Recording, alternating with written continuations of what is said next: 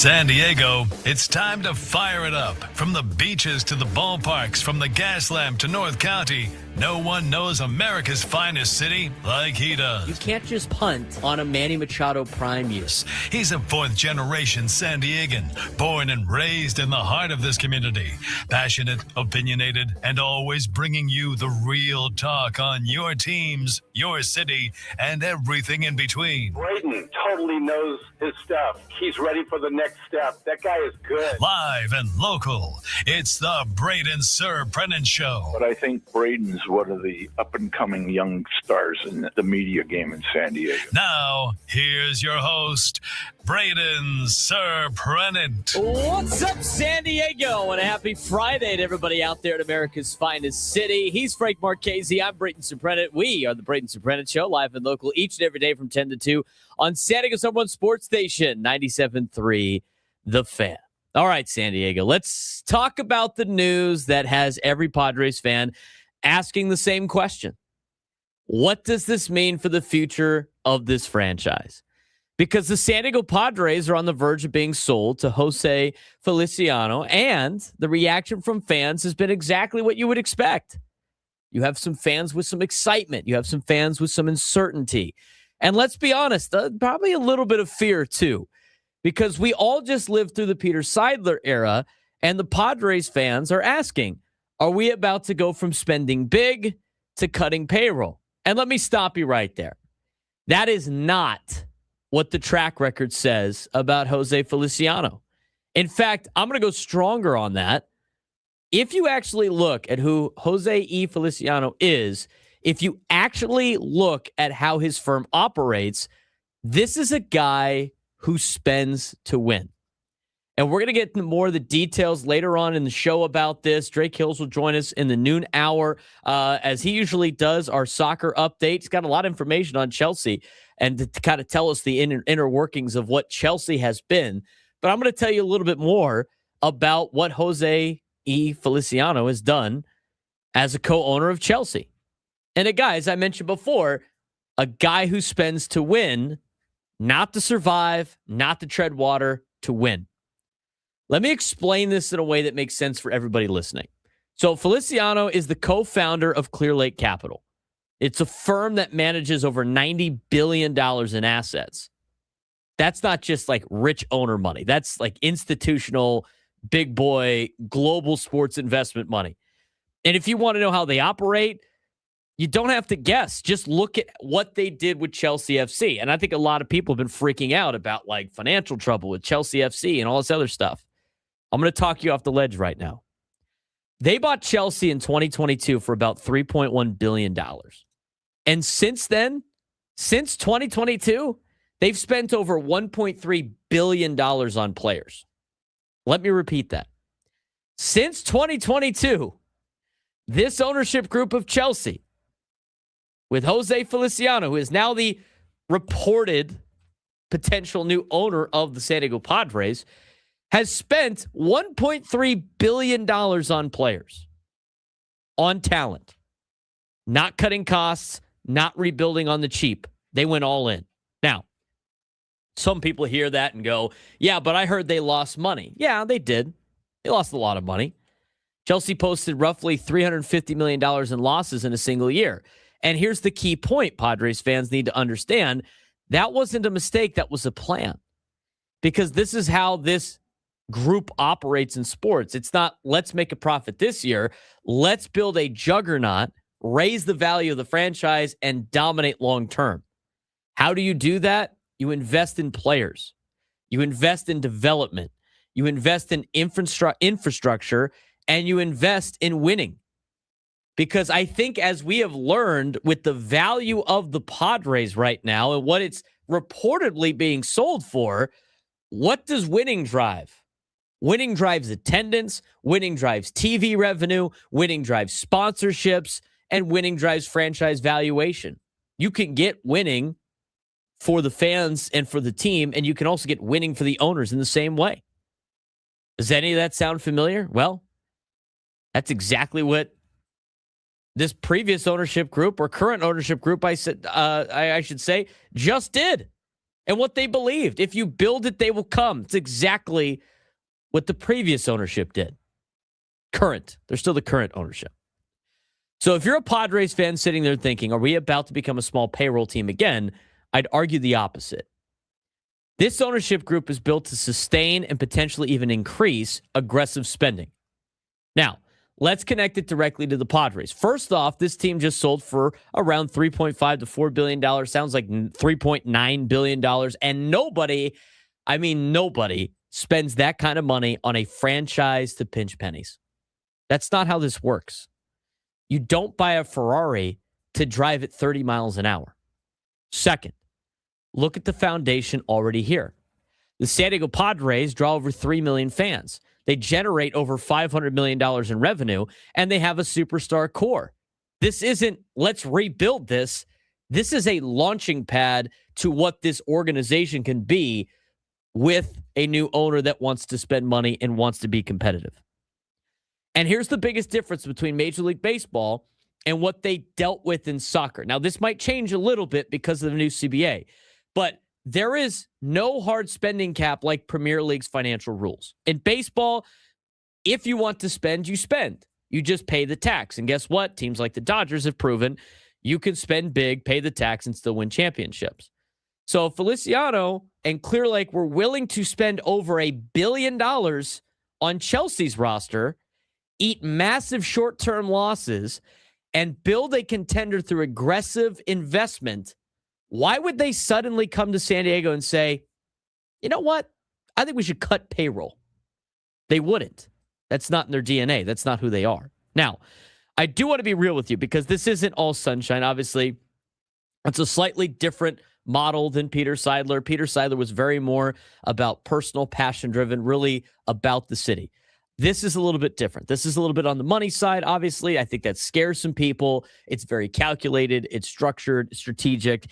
There's going to be a lot of complex financing. There's going to be a lot of debt structures. There's going to be a lot of long-term planning. But the thing that you need to know is that this structure is designed to enable spending, not restrict it. And I think this is the biggest takeaway for Padres fans. The Chelsea example isn't a warning sign, but it's a blueprint of what the Padres could potentially be. They went out, they bought young talent, they spent aggressively, they took losses, and now they're winning again. They're back in the Champions League contention, and they're building something sustainable. That's the model. And if they bring even a version of that to San Diego, you're talking about a team that continues to spend, continues to develop, which I think a lot of Padres fans have been clamoring about the last couple of times, and continues to contend. So here's my message to Padres fans this morning. Don't panic. Don't assume the worst. Don't think this is the end of aggressive Padres baseball, because everything that we know about Jose E. Feliciano, everything we've seen from Clear Lake Capital, everything we've done with Chelsea FC screams one thing. They're willing to spend to win.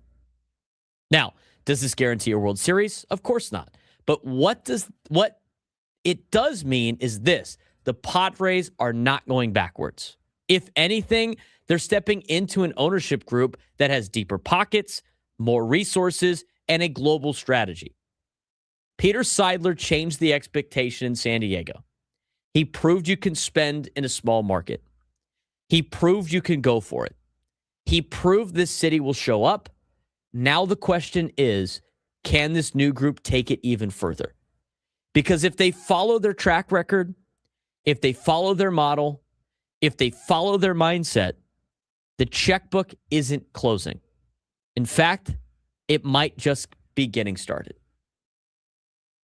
That's where I'm at with this. That's my initial reaction after doing some research into Chelsea, after doing some research into what this ownership group has done with a previous group. So, I'm not going into this worried about a teardown. I'm not going into this thinking that San Diego got another previous terrible owner that they had in many years past.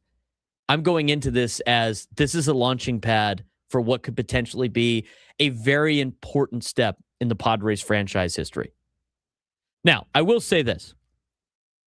In the current landscape of Major League Baseball, having a guy like Jose Feliciano as your owner that's willing to spend, that doesn't have a lot of penalties, it's kind of great to not have a salary cap. With the new CBA and everything going around with that, at least you have somebody now that has experience dealing with some of the harshest caps in professional sports.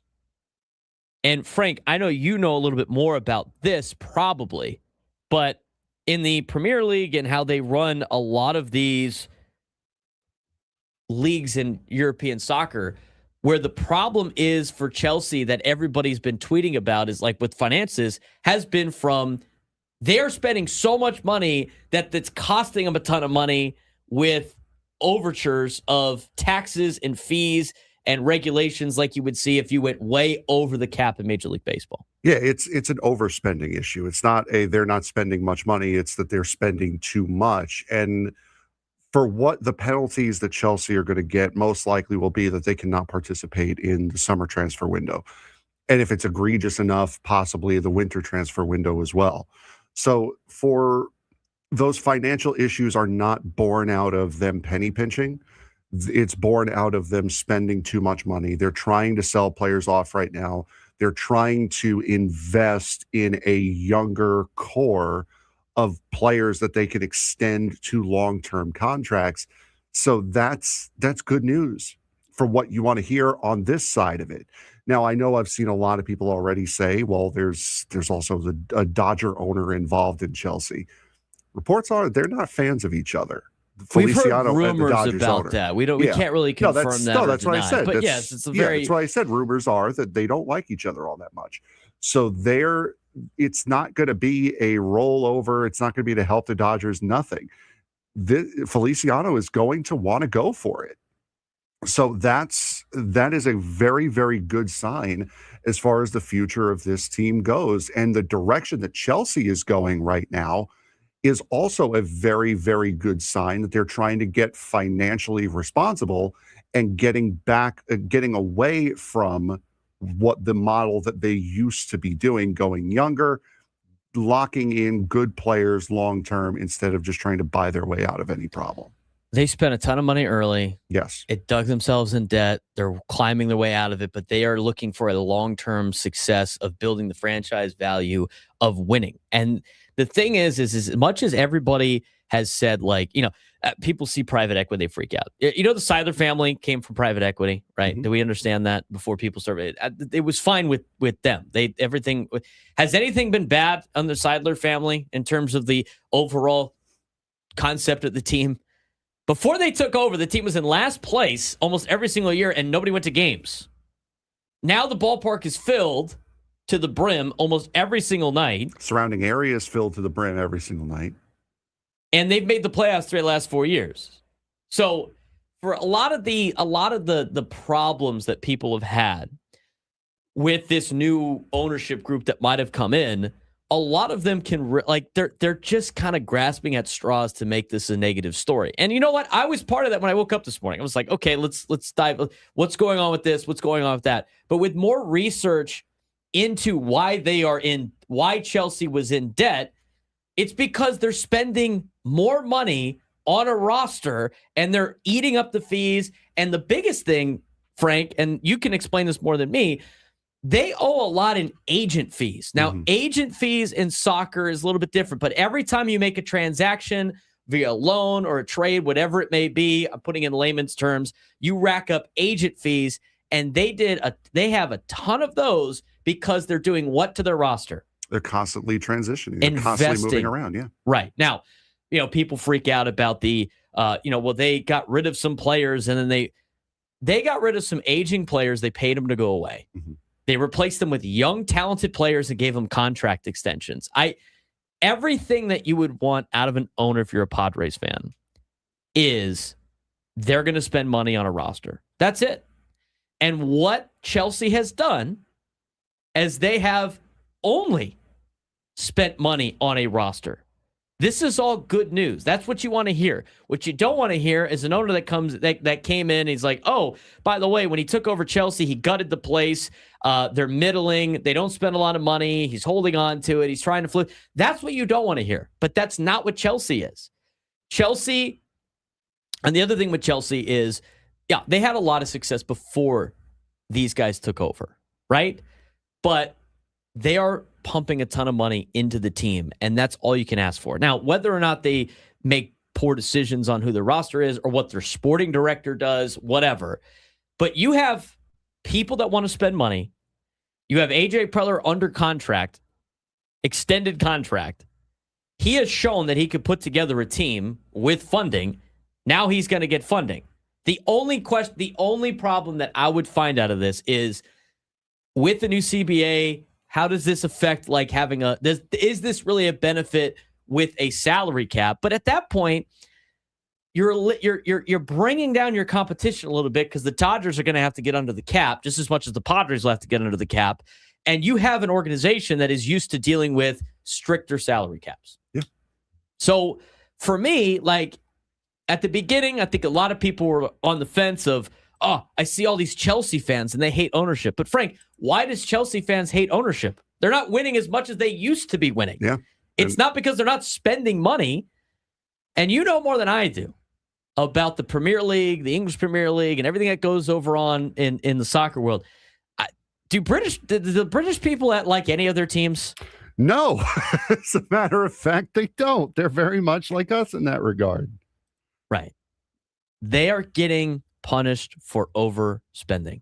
So I would rather have an owner that is getting punished for overspending than a guy that is in debt because nobody's showing up to games because he's not spending any money and he's like a John Sterling or whatever the guy's name was. I even forget. But anyway, I'm just saying, like, overall, I think this is good news for the city. And I think with some of the other elements that are going to be discussed in the next CBA, this is setting up for the Padres to be a premier face, a premier organization in Major League Baseball, and to build off of what they've already started. Because as I mentioned earlier in the open, you don't spend $3.9 billion and not invest in your product. You don't, like I said before, you don't buy a Ferrari to go 30 miles an hour. I like this move. What do you guys think? 833-288-0973, 833-288-0973. Voice your opinion. There's a lot of negative opinions out there. There's a lot of positive opinions out there. The fact of the matter is you have to let it play out itself. There's nothing that's going to happen today that's going to dictate what the future is, right? I mean, you can't look into the future. If we could, we wouldn't be worried about this. Or maybe we would. I don't know. But you have to let this thing play out. And so far, I'm encouraged by the track record that Jose E. Feliciano has. We're going to go deeper into some of the inner workings of what Chelsea has done in recent times since Jose Feliciano and his group had taken over Chelsea. We'll talk about that when we come back, but we want to hear from you Padres fans. 833-288-0973, 833-288-0973. Just getting started. Braden Surprenant Show, San Diego's #1 sports station, 97.3 The Fan. Bristol just proved one thing. The fastest car doesn't always win. In the Cup Series, Ty Gibbs got his first career win, but he only led the final 25 laps. Kyle Larson led 284 laps. Ryan Blaney led 190 laps, and neither of them won. Why? Strategy. Gibbs stayed out, kept track position, and held on in overtime to win by just 0.05 of a second. Then in the Xfinity race, same exact story. Connor Zilic stayed out. Larson dominated, still finished second. Even in the Truck Series, a $350,000 bonus was lost in one moment because of track position. So here's the question. Should races be decided by strategy like this, or should the fastest car always win? Motorsports weekly update for you here on the Braden Surprenant Show. First-time winners and a strategy takeover in Bristol. If there was one theme at Bristol this weekend, it was simple. Track position was everything, and strategy decided everything. Across all three NASCAR series, it didn't matter who had the fastest car. It mattered who made the right call at the right time. Yeah, in the NASCAR Cup Series, we have a new winner. Ty Gibbs, who's the grandson of Joe Gibbs, the car owner, captured his first career Cup Series victory at Bristol, and it came down to one decision, not giving up track position. Gibbs stayed out late while others pitted and took the lead and held off Ryan Blaney in an overtime finish by just 55 thousandths of a second. the closest finish at Bristol in decades. What makes it more wild is that Gibbs only led the final 25 laps. Meanwhile, Kyle Larson led 284 of the 500, and Blaney led 190. But neither of them won. Instead, it was Gibbs capitalizing on timing, restarts, and execution.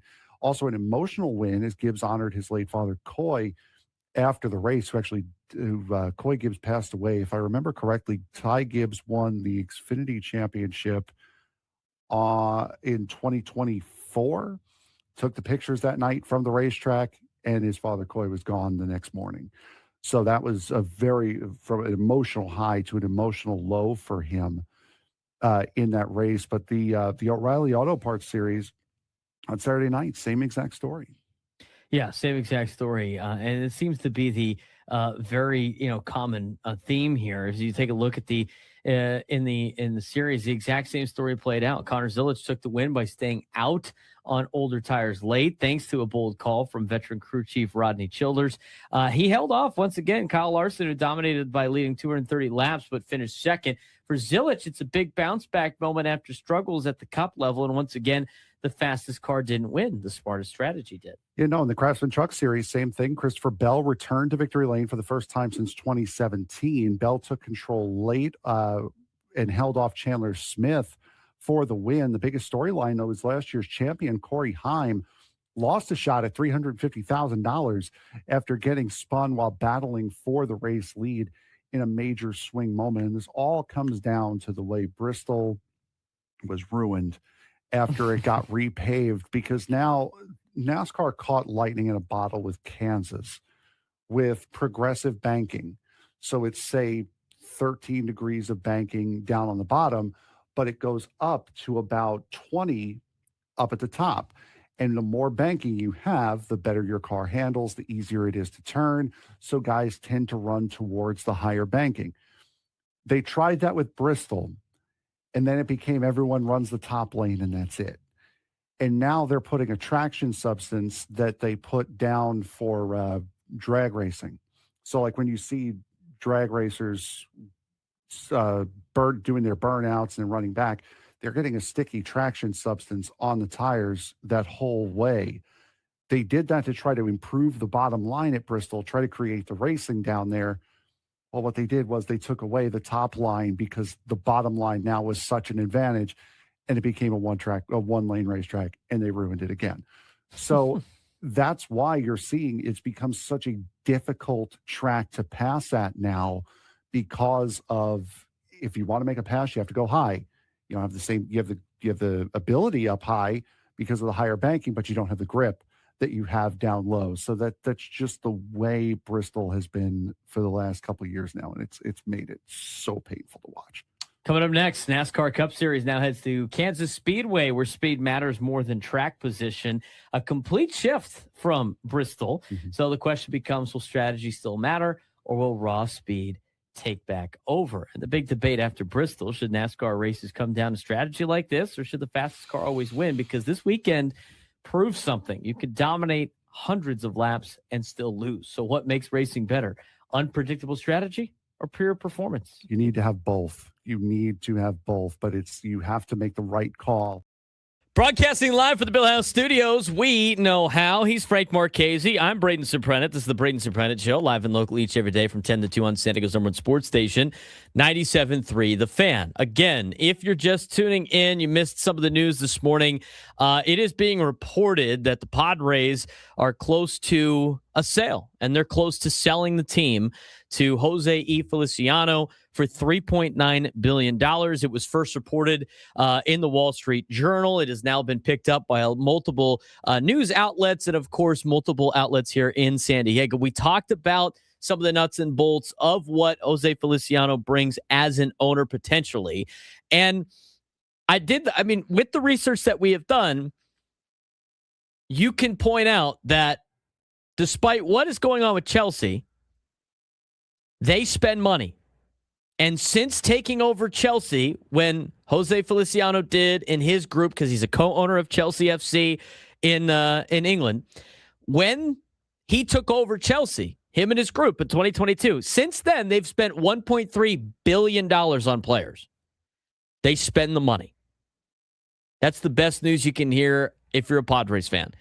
They bought the team for $3.9 billion, potentially. That is being reported. And they spend money. And they have brought in young talent at Chelsea, and they've given them contract extensions. That's what you need to know. What are your thoughts? 833-288-973, 833-288-973. Let's go to the phones. Start out in Ramona, where Charles is standing by. Charles, what's going on? Hey, thank you for taking my call. Yeah, I love the move. I've been doing some research all morning about the owners, and I like their how they are willing not only to spend money and surround young players with talent, but they're also willing to eat mistakes. And I've seen and heard at least that there's been times where investments aren't working out, and they'll eat money to make in a bad situation. I mean, I think this is just going to be good for the team, and we all want somebody that has an open checkbook so we can keep up with the Dodgers. So I'm all for it. That's basically all I have to say on the matter. I'm all for it too, and I appreciate the phone call, Charles. Again, Charles brought up a good point, and we talked about it briefly, Frank, but when they got rid of players, Frank, when they first came in, they got rid of what type of player? Aging players? On bad contracts. On bad contracts. And what did they do? They ate the money. They wrote a check and said, we'll see ya.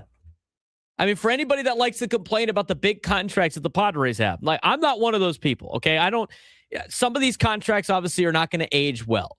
And for everybody that wants to get rid of Manny's contract and Xander's contract and Jake Cronenworth's contract and Tatis's contract, right? There's those people out there. I'm not one of those people. You just got a guy that can write a check to make that all go away. He's already done that before. I don't think they should, but something they've done. They replace him with younger talent, then they brought in and signed him to contract extensions. That's all you really need to know. They spend the money for the roster. 833-288-973, 833-288-973. Bobby and El Cajon, you're on the Braden Surprenant Show. What's going on, man? Thanks, guys. Good morning. This is the greatest news that a Padres fan could ever have. I'm tired of worrying about the Dodgers outbidding us for the players that we need. This is a great thing to happen to San Diego, the best city in the country, the best ballpark in the country. LFGSD, baby. Bobby's excited. We appreciate the phone call from Bobby. Let's get out to Jose in San Diego. Jose, what's going on, brother? Doing good. I'm calling just to check in. I think this is a great thing that's happening for the San Diego Padres.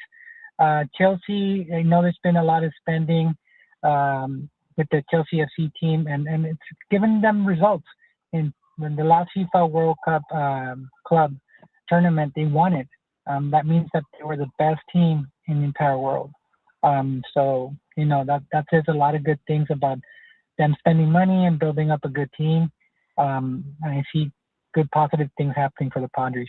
I appreciate the phone call, Jose. Thanks again for calling in. So a lot of people very excited about it. A lot of people excited about the potential moves. Obviously, it's not like, and here's the other thing too, Frank, we have to mention, it's not like every move that Chelsea made has been a great move, correct? No, you're gonna make the wrong decision every now and again. I mean, Nicholas Jackson last year was a prime example. They brought him in as a young starter, as a young star striker, and it did not work out. He's not with the team this year.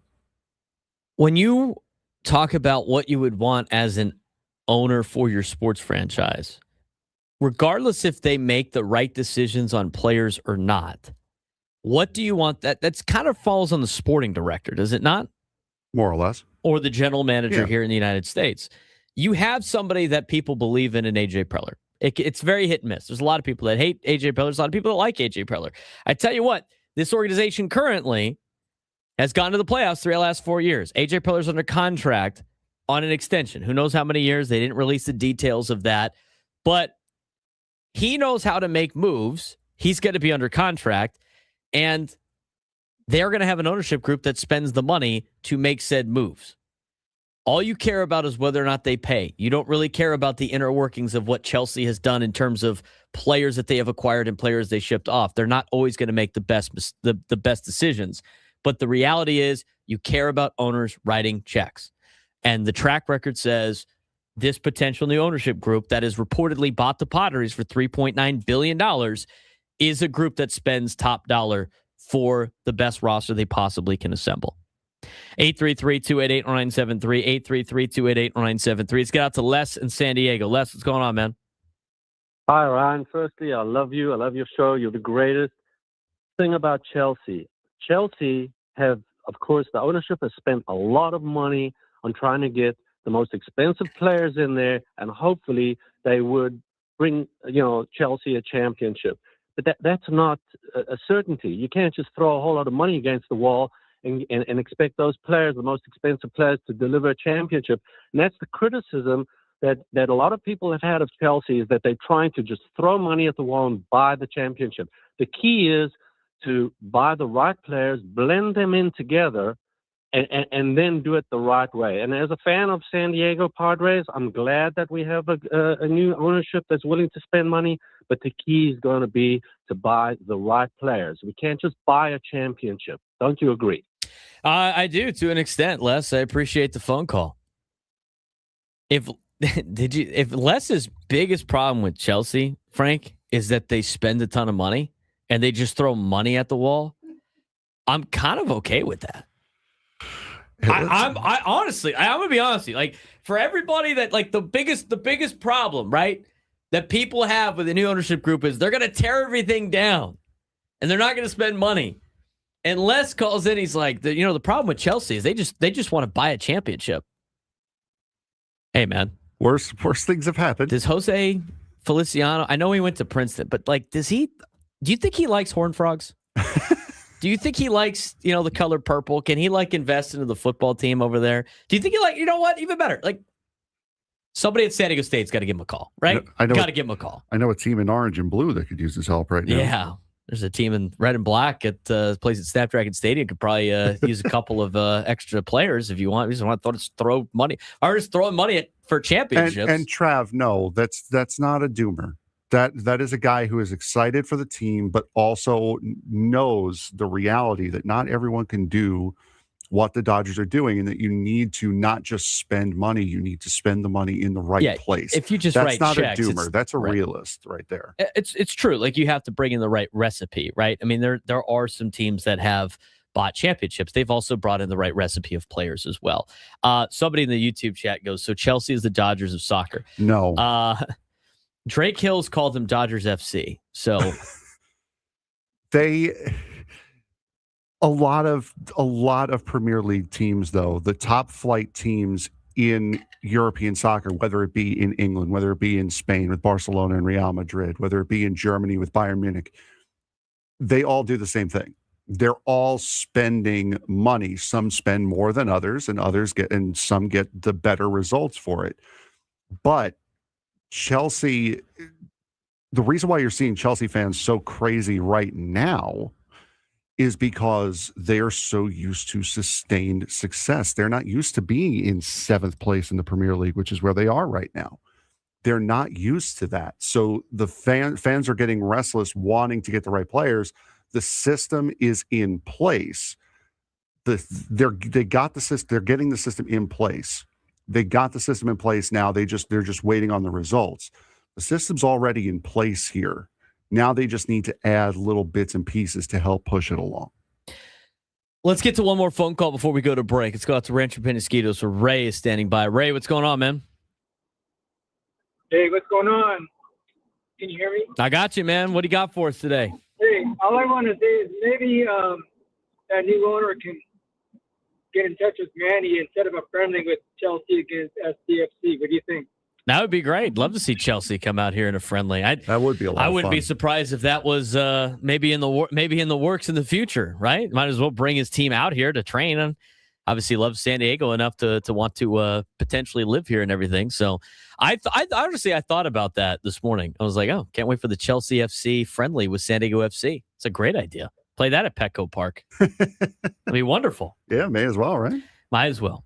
833-288-0973, 833-288-0973. We haven't even talked about the game last night. We're going to continue to talk about some of the inner details of this potential deal. That has been reported by the Wall Street Journal that Jose E. Feliciano is going to buy the Padres. we will talk more about the Chelsea conversation. Everybody wants to see what they've done in a previous ownership or a current ownership. And Chelsea FC is kind of a blueprint of how they might do things here. And that's why we keep bringing it up. They spent money. And I'll explain what a lot of people are worried about the debt. We'll explain what that debt really is when we come back on the Braden Surprenant Show, San Diego's #1 sports station, 97.3 The Fan. Major League Baseball is making no sense right now. That might be the best thing for baseball. We've got small market teams like the Pirates and Marlins competing with the big spenders. The A's just went into New York and dominated. Most divisions are separated by just a couple of games. Meanwhile, new stars are taking over. Jordan Walker is breaking out. Mason Miller looks unhittable. And some big names like Pete Alonso are off to slow starts. But don't panic. That won't last. Here's the biggest takeaway. This might be the most parity we've seen in baseball in years. And the real question is, do we like this? Because while parity makes things exciting, baseball still feels different when there are dominant teams everyone is chasing. Right now, it's chaos, and honestly, it's must-watch baseball. We're a couple of weeks into the Major League Baseball season, and already things don't make sense in the best way possible. Small market teams are winning, superstars are slumping, rookies look like veterans, and some preseason favorites, well, they're already playing catch-up. So the big question this week, what's real and what's just April noise? Biggest trend right now, real parity in baseball, as Major League Baseball looks as balanced as we've seen in years. Yeah, absolutely. Most divisions are separated by just a few games. Teams like the Pirates and Marlins are competing with the big spenders. Even the Los Oclamento A's went into New York, Queens, and they went to Bronx as well, dominated. Did they dominate in the Bronx though, as much as they dominated in Queens? I believe they may have went 5-1. They may have went 5-1. I'm not sure. Are you sure about that? I know they went 3-0 in Queens. This kind of parity kills the argument for a salary cap and makes the league more exciting week to week. Does this feel real, or is it just an outlier from such a small sample size? I feel like the league's kind of does have parity right now. I mean, the Twins are as we record this on Monday. Yes. The American League leader right now is the Minnesota Twins, who I thought was going to be the worst team in all of baseball. But they're not like dominant. They're like 9-7. Like everybody's around 500 right now. And like, I know we routinely say most teams are going to play 500 ball the entire season. It's just like whether or not you're going to go on a winning streak in those extra 42 games is the big difference between whether or not you make the playoffs or not. I feel like aside from the Dodgers, everybody seems pretty evenly matched, which I think is great for the sport. And even the Dodgers are only a game ahead. They've got 11 wins at the moment. Again, recording this on Monday, they lead the league with 11 wins. The Padres and Braves have 10. Right. So it's not like, even though they are the measuring stick, they're not clear. They're right in the pack as well. Well, and the other thing, too, like the Padres were in last place in the National League a week before. A week ago. And they went on a little bit of a tear. So I think you're starting to see some parity in Major League Baseball, which is great for the players who are arguing in the next CBA. It's not great for the owners right now, maybe. But sample size. It's only been 16 games for a lot of these teams. Now, you're starting to see some breakouts and some stars emerging. Jordan Walker finally living up to the hype. 7 home runs, insane OPS numbers. And mechanical changes are starting to pay off. As for the pitching, Mason Miller, unhittable. We've seen him firsthand. 19 strikeouts in his 7 outings. 19 strikeouts out of 18 batters he's faced. 28. 28 he's faced. But in terms of like a lot of the outs that he has made, it's been mostly strikeouts. Look at like a mix of elite closers from the past. Aren't flukes. These aren't flukes. These are career turning leaps. And obviously for the Padres, you got to love what Mason Miller's been doing. Yeah, certainly. And a great look for Jordan Walker as well. He was supposed to be the next big thing in St. Louis, and now he's finally starting to get that way. Slow starters, should we panic? Boston Red Sox, not looking good, especially on offense. Pete Alonso off to a slow start in Baltimore. Red Sox problem appears to be real. They do need another bat, as we said over the course of the offseason. And Alonso, I always say it with guys jumping over from the American League to the National League and vice versa. Their pitching is different in each league. You have to give guys switching leagues a little bit of leeway to get going, and that's exactly where Pete Alonso finds himself right now. Yeah, it's always a brand new environment too. Like you're trying to perform for your new team. You're trying to show why they gave you the money that they gave you. You're trying to like almost prove yourself again. So I get where Pete Alonso's coming from in this particular deal. And we saw that with Manny here in San Diego. We saw it with, Fernando after his big contract. We've seen that with a lot of players after their, big contracts here in San Diego, a team that has handed out a lot of big contracts. So it's not surprising to me that Pete Alonso's in that situation to start the season. Surprise teams, Marlins, they look pretty legit so far. They're quietly building something real as of Monday of this week. Strong rotation led by Sandy Alcantara, young talent, producing, competitive even without key hitters. I don't really think it's too much of a fluke either. Me and you both thought Miami was going to compete a little bit more this year than they did last year. And even last year, they went on a little bit of a tear. Yeah, at the end of last year, there was a warning shot that was fired by the Marlins, and they were, I believe, going into the weekend, they were leading the NL East. I don't really see them as much of a Fan hotline. It's not Big Bank Banking. It's better. He's Frank Marchese. I'm Braden Surprenant. This is the Braden Surprenant Show, setting as number one sports station, 97.3 The Fan. Obviously, the big news today, it is being reported by the Wall Street Journal first, and now a bunch of other outlets have, that Jose E. Feliciano is expected to buy the Padres at about $3.9 billion. We'll keep you updated if we get any other extra news, any more news for you to report on. We want to get your phone calls and reactions to this. 833-288-0973, 833-288-0973. Britt Ghiroli from The Athletic will join us in the next segment to discuss some of the details of this potential sale, what it means.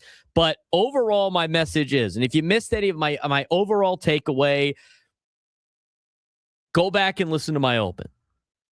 Because we break down all the debt conversations that you saw about Chelsea on social media that came out. We talk about what they have been in terms of a club since Jose Feliciano came in as a co-owner of the team with, by the way, some owners of the Los Angeles Dodgers. The amount of money they've spent, where the team is at. I tell you right now, Padres fans, it's good news if you're looking for somebody that writes checks. Because this is a group that writes a lot of checks. They pay a lot of money to have problems go away. They pay a lot of money for roster construction. They pay a lot of money for young players on contract extensions. They spend the money that you have been clamoring for forever. Not to say that the Seidler family did not spend money, because they spent a ton of money too. But I'm telling you right now, it's all good news. Now, I'm not here to talk about whether or not the moves that Chelsea has made on the soccer pitch have been good or not.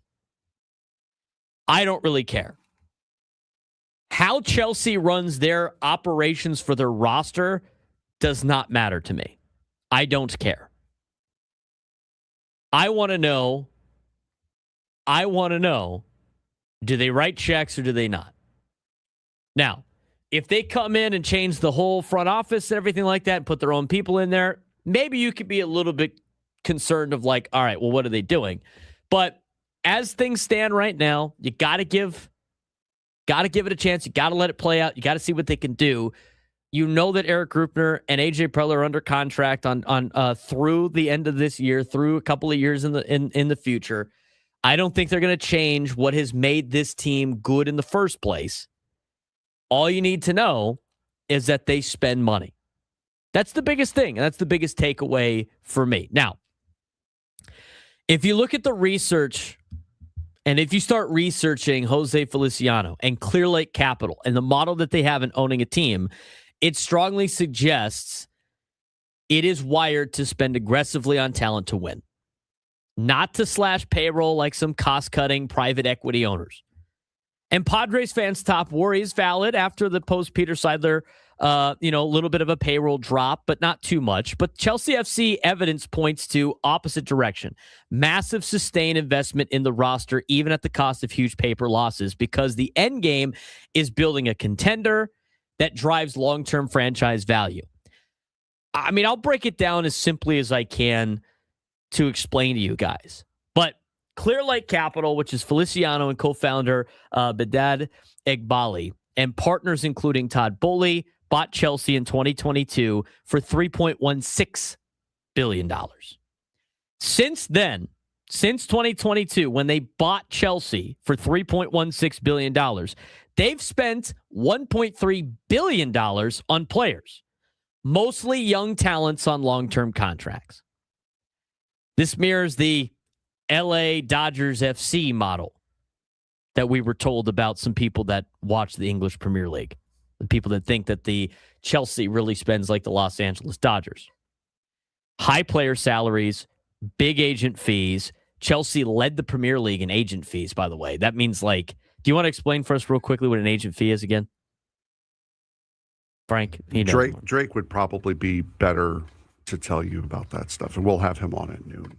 An agent fee based, Drake gave me the spark notes of it. It's like the fees that you have to pay when you make transfers, when you make moves, when you make, throughout soccer, loans, all that stuff. There's a transfer fee on top of it. It's a way to make it, competitive balance. They're like competitive balance fees, if you will, in layman's terms. I'm sure some soccer person's screaming at me right now saying that's wrong. Whatever. We'll get the clarification from Drake. But they led the EPL in transfer fees, agent fees. But they have, again, high player salaries, big agent fees, transfer market aggression. Resulting losses are eye-watering. $262.4 million, or million pounds, sorry. Approximately $350 million pre-tax losses for the year ending in June of 2025, according to that article that you've seen floating around on social media about Chelsea's hosed. Oh my God. They have the biggest pre-tax losses for the year in the Premier League and in Premier League history. But the revenue is up now. It's up to $491 million. Costs, which is the accumulation of transfer fees and interest and agent fees, all exploded. All of the costs of doing business exploded for Chelsea. The complex debt structure that you saw in that article that has been circling about, Chelsea's hosed. Oh my God. It's engineered to enable the spending in reality. The simple version I can say, it's most of the heavy debt that they have sits at the parent holding company level and not the actual Chelsea FC operating books.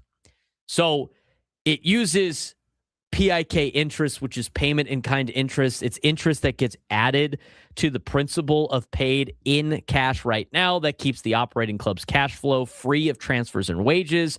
Soccer has very strict profitability and sustainability rules and squad cost rules that limit losses and spending based on revenue. By parking the debt upstairs and using player trading profits, they stay compliant while still pouring money into the squad. Frank, this is essentially their loophole to continue to spend money on their team when they have all of these extra fees that they have to do. So essentially, they're taking all of the to put it in MLB terms, they went over the luxury tax and all those extra dollars that they have to pay for luxury tax fees that you see these teams have to pay. Instead of Chelsea's organization paying it on the books, they ship it up to their private equity group that that takes all the debt. And that's worth $90 billion. So that's their loophole to continue to operate Chelsea FC. So that's what you need. That whole article is about can they sustain spending all of this extra fee money, if you will.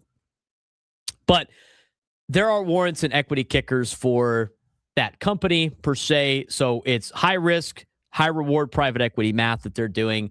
They're betting big on future value, stadium upgrades, multi-club network, global revenue growth to outrun the compounding debt by 2023. They're playing a private equity game. But it's not traditional billionaire writes checks from his pocket. This is a leveraged private equity finance. But the clear intent, by the way, it's not like they're going to knock everything down. Their clear intent at Chelsea is growth through winning, not austerity. So the losses are a feature of the model, like early Amazon, early like the Dodgers under the Guggenheim Group. It's not a bug that forces payroll cuts. Chelsea has already sold players for big profits to recycle cash while still netting big spenders. So the big question, of course, is does Jose Feliciano want to win? Well, he was quoted publicly in March of 2026 in the New York Times, quote, "We take very seriously that Chelsea has been a top 6 team in the Premier League, and we intend not only to stay there, but to compete for trophies every year. We intend to win the Premier League soon. I think we put in place a much more sustainable system in terms of players and development that I think is yielding results right now."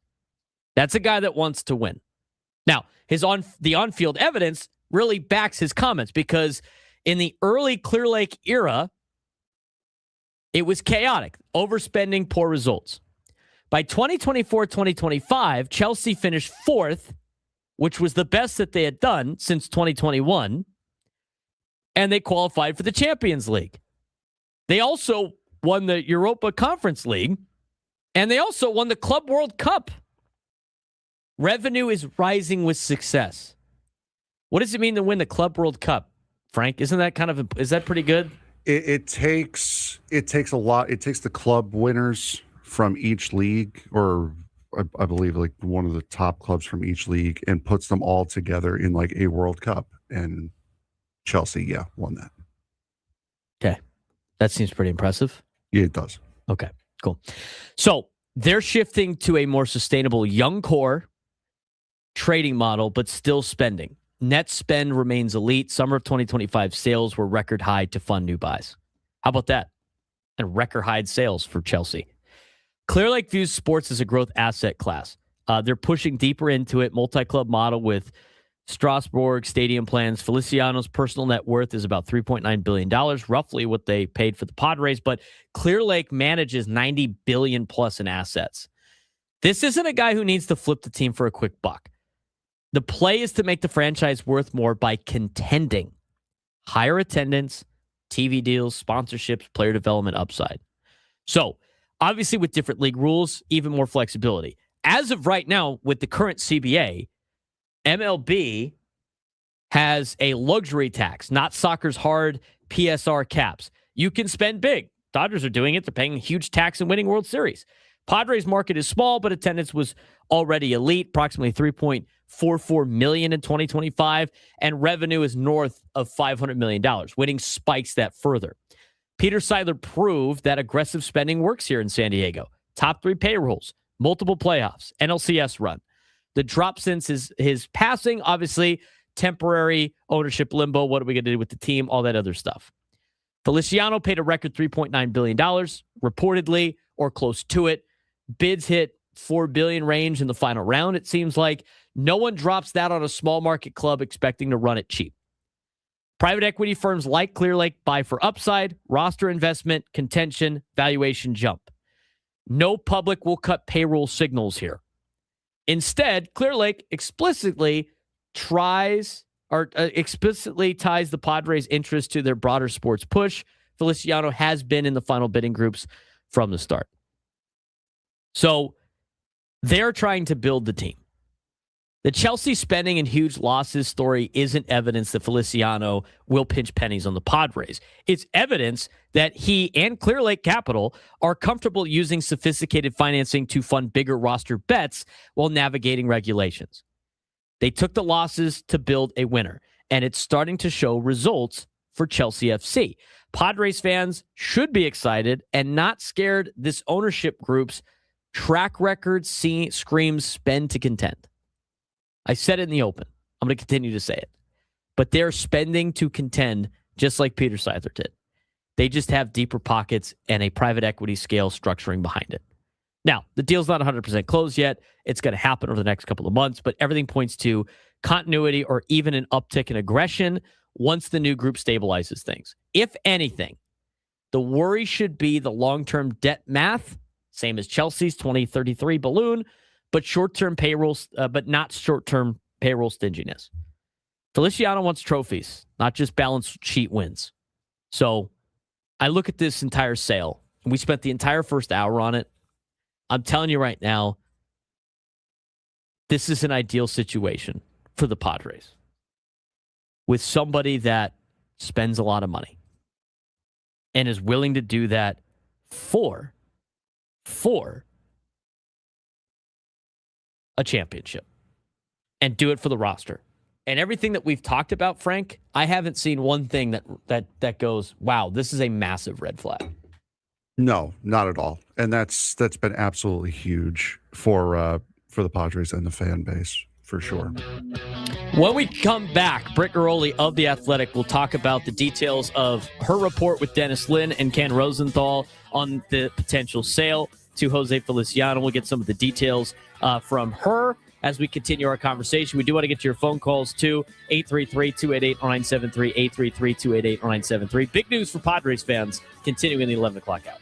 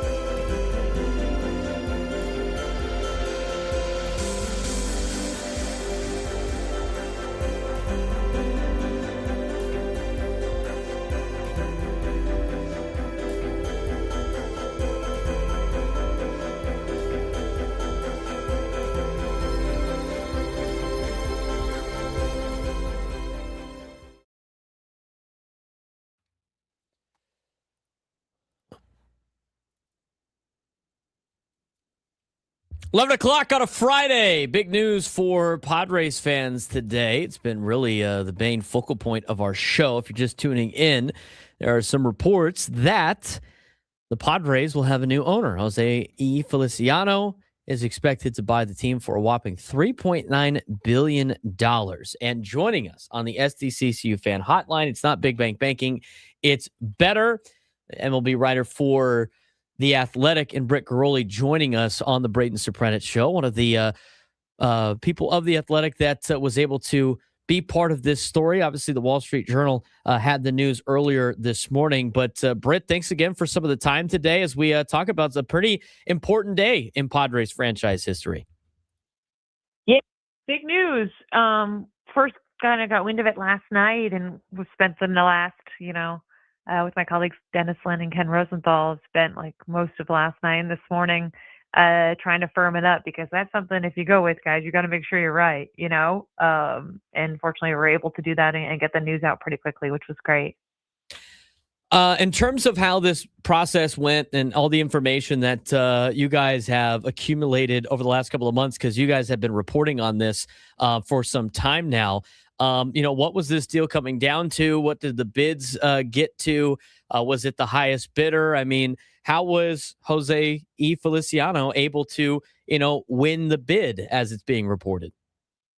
Yeah, it's definitely money. There were there were parties, interested bidders. Of the four groups, I was told all four made bids. There were other groups that went in that 3-5 range, but I think Feliciano was pretty far ahead of the second bid, and then those are still details that we're working to confirm and come out. But I think that shows a lot if you're a Padres fan. You knew this team was going to set the record. The Mets, were in the low twos. You knew $3 billion was possible, but to have it come close to $4 billion, and again, not finalized yet, they're still hammering out the details. I think that speaks volumes, because this is a scenario where it's not fans, it's not us. These people got to walk in, they got to look at all the books, they got to see everything going on, and they said, yep, we're going to spend almost $4 billion on this team. That has to make you feel good about where the San Diego Padres are at now and where they're headed in the future, because private equity people are smart. They buy undervalued assets, and to think at $3.9 billion, they think that the Padres were worth that. Again, speaks volumes to the organization, what Peter Seidler did, what he created in San Diego, and essentially, reviving a lot of the city's love for that sport, and what the organization has been able to do and consistently compete and have the firepower, and of course the fans and the attendance. I don't think it gets done and gets anywhere near this number without all of those things.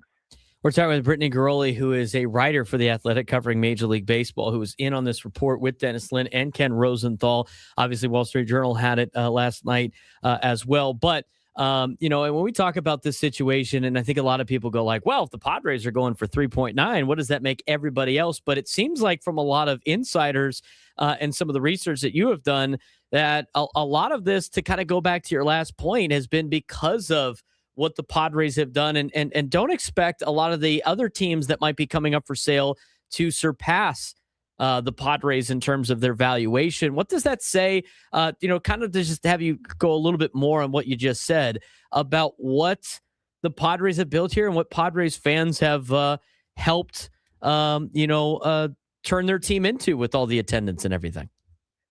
Yeah, well, I think two things can be true. One, this can be a little bit of an anomaly, and two, baseball teams are undervalued and it's in a very prosperous spot, and I think you're going to see a lot of rhetoric about how much of an anomaly this was. And I'm not so certain I believe a lot of it. I think it behooves the league certainly to have that as the messaging, and have, because they want to have a salary cap, which also would go a long way in franchise valuations. But I think it's a lot of things. And talking to people over the last day or two as we chase this story, it's why Miami is worth worth more than a team in Cleveland. Part of it is San Diego and the city. And if you're rich, wanting to own a team in a beautiful city like San Diego absolutely factors in the proximity to LA, all that California has to offer. Two is what Peter Seidler built in investing in the payroll and the players and all of that as well. And the fact that the fans show up. I think also, if you are looking at this, you're looking at, okay, well, the Padres, rank in the bottom of the league in terms of money from media rights. So if you know that that's going to be something that's going to be hopefully, fixed in this next CBA, then they have nowhere to go but up in terms of adding more money, right? So there's a lot to like, I think, and there's a lot that made the Padres an attractive team. But I also think that, people out there saying like, oh, well, Padres sold for this, but all these other teams are still like 1 to 2 billion. That's not necessarily true. And I don't think that's necessarily going to be true as we get through this next CBA, even if there's not a salary cap. I think private equity, again, these people are not idiots. They buy undervalued assets. Content is king. And why would you own a Phoenix Suns when you can own a team that plays every day for 6 months, right? Baseball has so much content. It's such a, I think, undervalued asset. So I do think this is going to rise the rest of the league. And if you don't believe me, look at the Braves stock today. It's publicly traded, guys. It's up 4%. Yeah, they went through the roof. It seems like at this point, I saw a lot of people posting that well, if that's what that's worth, they've got to start pumping some more money into the Atlanta Braves stock that they have. But as you mentioned, and we're gonna, we've done a little bit of research, obviously, on Jose Feliciano, but not as much probably as you guys have dived into with all of the candidates that put a final bid in. What can you tell Padres fans about what you have researched and what you have found out, you, Dennis, and Ken, about Jose Feliciano, and why he kind of and of course, what he potentially brings to be a Padres owner? Yeah, so I was kind of asking some people in the private equity world, and is this guy going to actually spend money? Is he going to take it apart? I think that's always the fear with private equity groups, right? They're going to sell it off for parts. They're going to be obsessed with the margins, and the people I talk to don't believe that. They feel like this is a little bit of a labor of love for him. This is something that he was interested in. I know Jared said this as well, but he feels like they're going to move a lot of their charity stuff to San Diego. This is definitely something where he is going to be involved and wants the team to do well, which I think is all you can really ask in terms of a payroll. And I think when you look at, it's not like Clear Lake. It's definitely maybe a parallel to Guggenheim with the Dodgers and how they spend like crazy, right? So it's not just that private equity guys don't spend. I think you have to have a guy who's passionate about things. And if anything, that sale price and how above and beyond they went and get in the team tells you that he's passionate.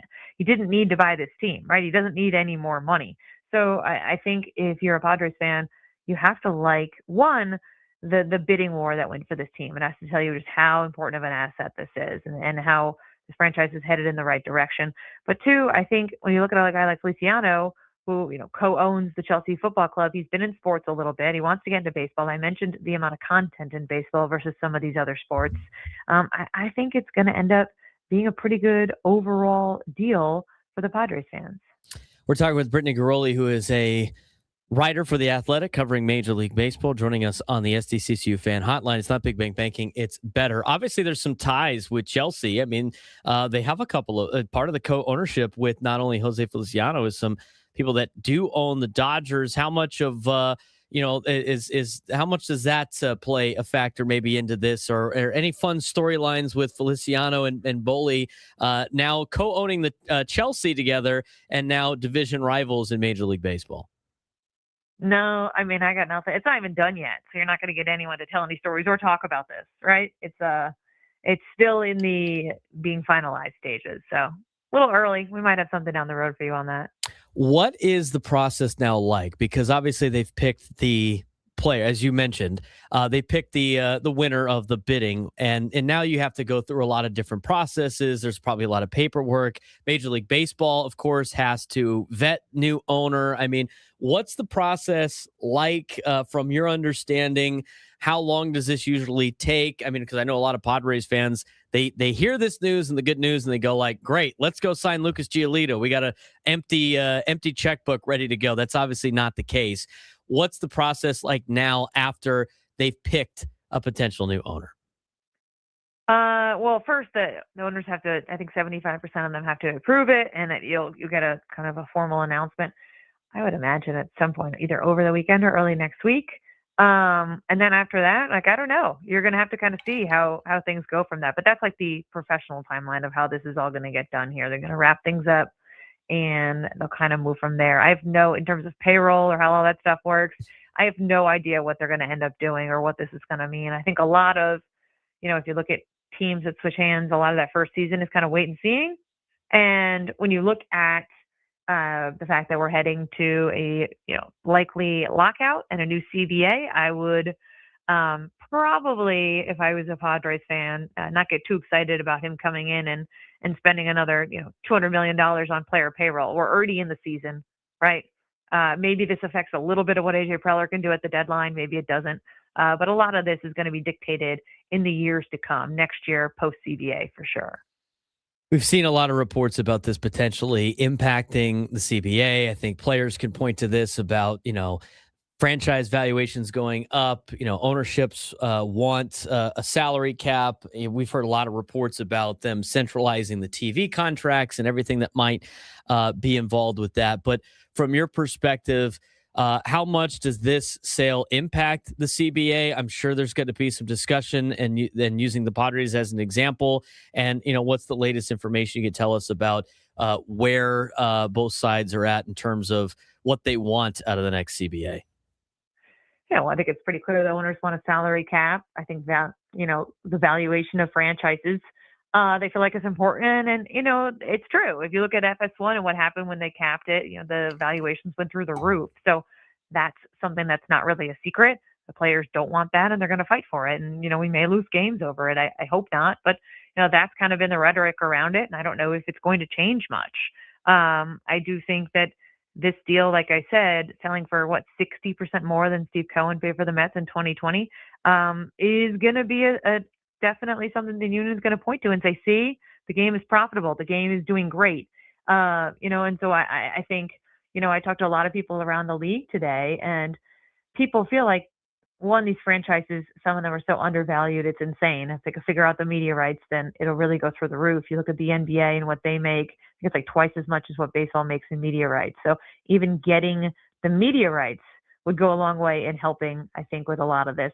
But two, I think a lot of this depends on ownership. And we saw the Twins, they weren't able to sell. We saw the Angels have problems in DC. And I think, again, you can't say it enough, what Peter Seidler created, what he did here. I mean, it wasn't so long ago. I think it was a couple of years ago that the franchise was internally valued at $1.8 billion. Okay. And for them to sell at 3.9, again, just shows you what the Padres have built.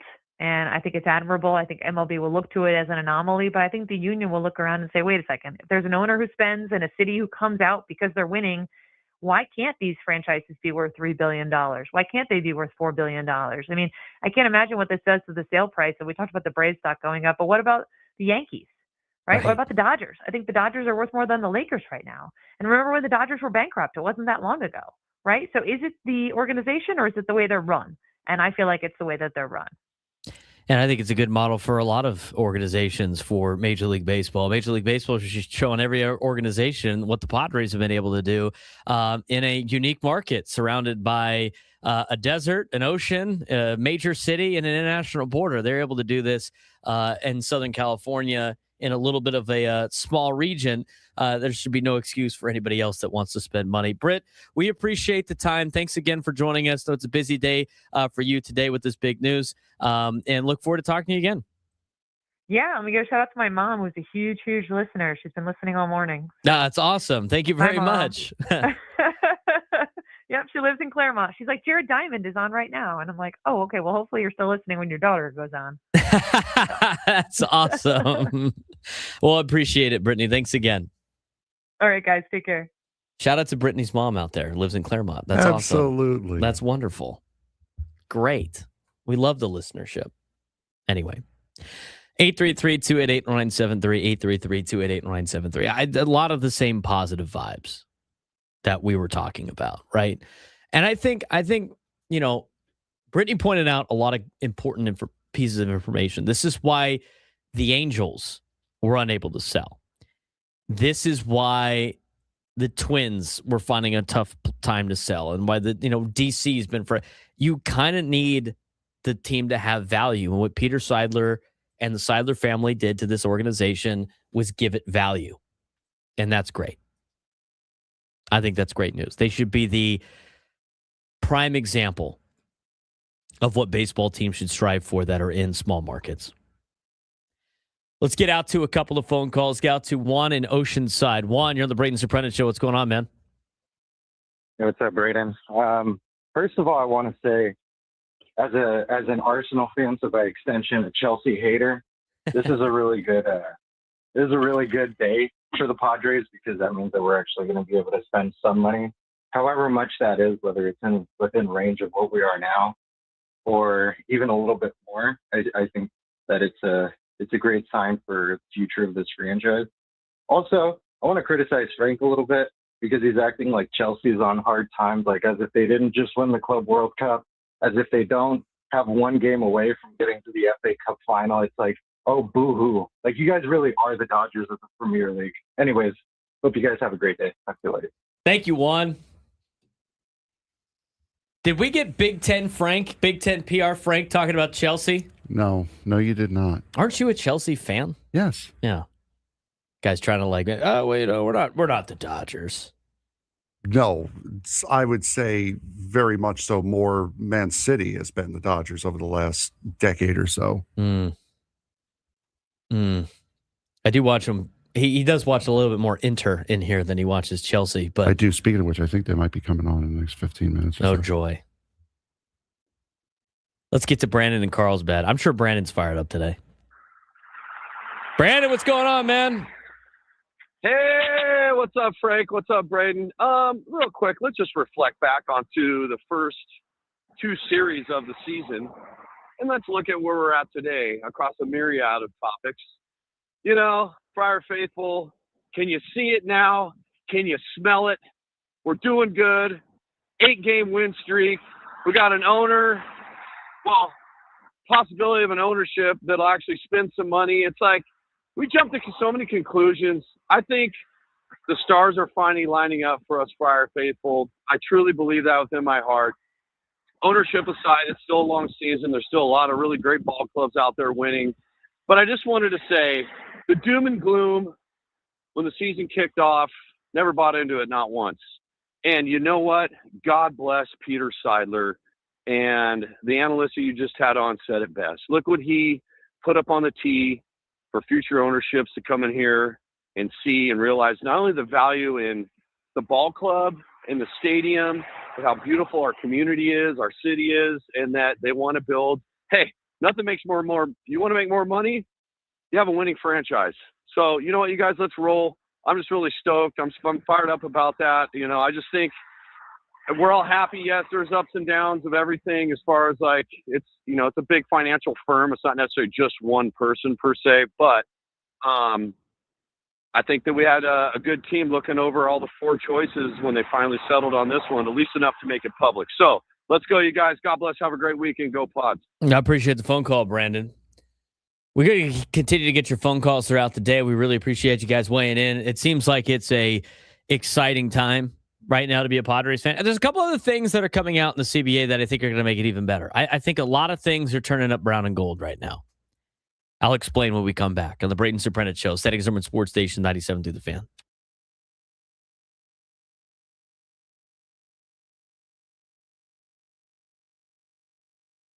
Just when it looked like San Diego baseball turned the corner, reality hit again. After sweeping Santa Clara, the Toreros came into this week with momentum, but they couldn't really sustain it. They got blown out by Irvine. They bounced back with a big win over San Francisco on Friday, and then they dropped the series with two tough losses over the weekend. At this point, the issue is clear, and it's like a lot of the schools here in town. It's inconsistency. This team can score runs, and they can pitch, and they're starting games fast, but they're not putting together complete weekends. And in conference play, that's the difference between contending and sitting right in the middle. So now the big question is, can they find consistency before it's too late, or is this just who they are in 2026? After sweeping Santa Clara last week, it looked like San Diego baseball had finally turned the corner. This week, a reminder that they're not quite there yet. The Toreros opened with the midweek test against UC Irvine, got hit hard in a 13-5 loss. USD scored first again, something they've done consistently. Andrew Gana stayed hot, continuing his player of the week form, but a 9-run fourth inning fueled by walks completely flipped the game. And Frank, how many times we have to talk about it in baseball? You can't stop a walk. That's going to lead to big innings. 9 runs, hard to overcome on a Tuesday night. Yeah, certainly, especially on a Tuesday night where we see the strange things always seem to happen midweek in college baseball. So yeah, walks are always, always, always killed you. Nice to see Andrew Ghana staying hot though, continuing his player of the week form, but that was not great out of UC against UC Irvine. And that's been the recurring issue. It's been self-inflicted damage for USD. Then they came the big conference series against San Francisco, has been sitting at first place in the WCC, and they got a statement win on Friday. They went 9-2. Had 5 players have multi-hit games. 4 Toreros had 3 hits each. Pitching combo of DeShriver and Fries locked things down. That's the version of USD we saw during the Santa Clara sweep. That's the version of USD we expected at the beginning part of the season. But again, it was in the weekend where things started to slip away. Yeah, Saturday, back and forth game, tied late, and then San Diego gives up runs in the 8th and loses 7-5. And then on Sunday, score first again. Offense left the building at that point, a 6-1 loss. So instead of building momentum, San Diego now settles for a series loss and sits at 13-20 overall, 6-6 in the West Coast Conference. And that first place team momentum that they had after the Santa Clara series, not so much anymore.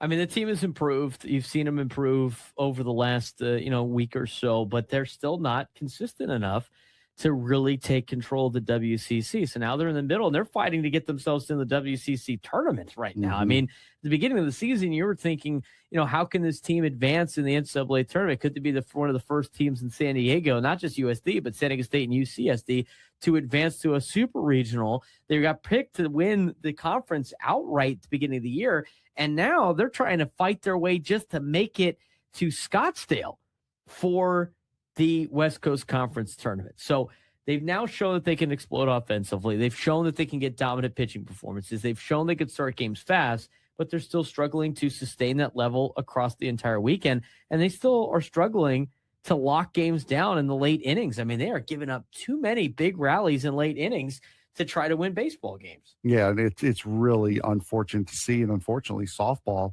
kind of ran into the same issue as they faced Santa Clara over the weekend, and it did not go well for them at all. No, game one, a 9-1 loss where they got run ruled. They jumped out to a 5-0 lead at game 2. They lost 8-5, giving up 8 unanswered runs. And then at game 3, they scored early again, but lost 5-3. So across all 3 games, the pattern is clear. Fast starts, but no finish out of the Toreros on both the baseball and softball side. Now, USD softball drops to 16-23 overall. They're 3-6 in West Coast Conference play. I mean, as of right now, the question is inconsistency now the new identity as Toreros baseball team? They're playing like it. And the thing that's hard to say, we've seen both extremes. We've seen them sweep a conference opponent. We've then seen them lose a series the very next weekend. We've seen them dominate one game and then disappear the next. At some point, it stops being ups and downs and it starts becoming who you are. Yeah, and unfortunately, it does look that way. And it's the difference between a top contender and a middle of the pack team. And it's consistency. Right now, USD is stuck in between. The talent says they should be near the top. The results say they're still trying to figure it out. And unfortunately, the clock is ticking as we get down towards the end of the season, as they're going to be playing Cal State Fullerton here soon. It's going to be a tough finish. We'll see what San Diego's got in store. They got to try to battle their way through to try to make the WCC tournament. Still got a lot of opportunity left, but they're running out of series to do it. 11:24 on a Friday. A great Friday it is. Broadcasting live from the Bill House Studios, we know how. I want to mention that we're giving you and a guest a chance to go away with Weezer on their Weezer The Gathering Tour. Get hooked up with flights, a 2-night hotel stay, a pair of tickets to see Weezer, plus a meet and greet with the band and a signed set list. Thanks to Live Nation and Crush Music. And all you have to do is enter and listen to us on the Odyssey app. Download the free app, create your account, favorite our station, and listen for an hour to get your daily entry. And come back each day for another chance to win. This is a national contest. We're going to get to the management report in a little bit. AJ Preller was on with Ben and Woods. It's not Big Bank Banking, it's better. It's brought to you by SDCCU. We're going to get to that in the noon hour. Drake Hills will join us in the noon hour as well to tell us a little bit more about how Chelsea operates and talk a little, not too much San Diego FC, but like what this news means for the Padres with Jose Feliciano buying, potentially buying the team. It's in the infancy stages of this. There's a lot of paperwork that needs to happen. There's a lot of things that need to happen in order for the sale to officially be completed. It's not a completed sale yet, but they have picked the bidder. And it sounds like it's going to be Jose Feliciano for upwards of $3.9 billion.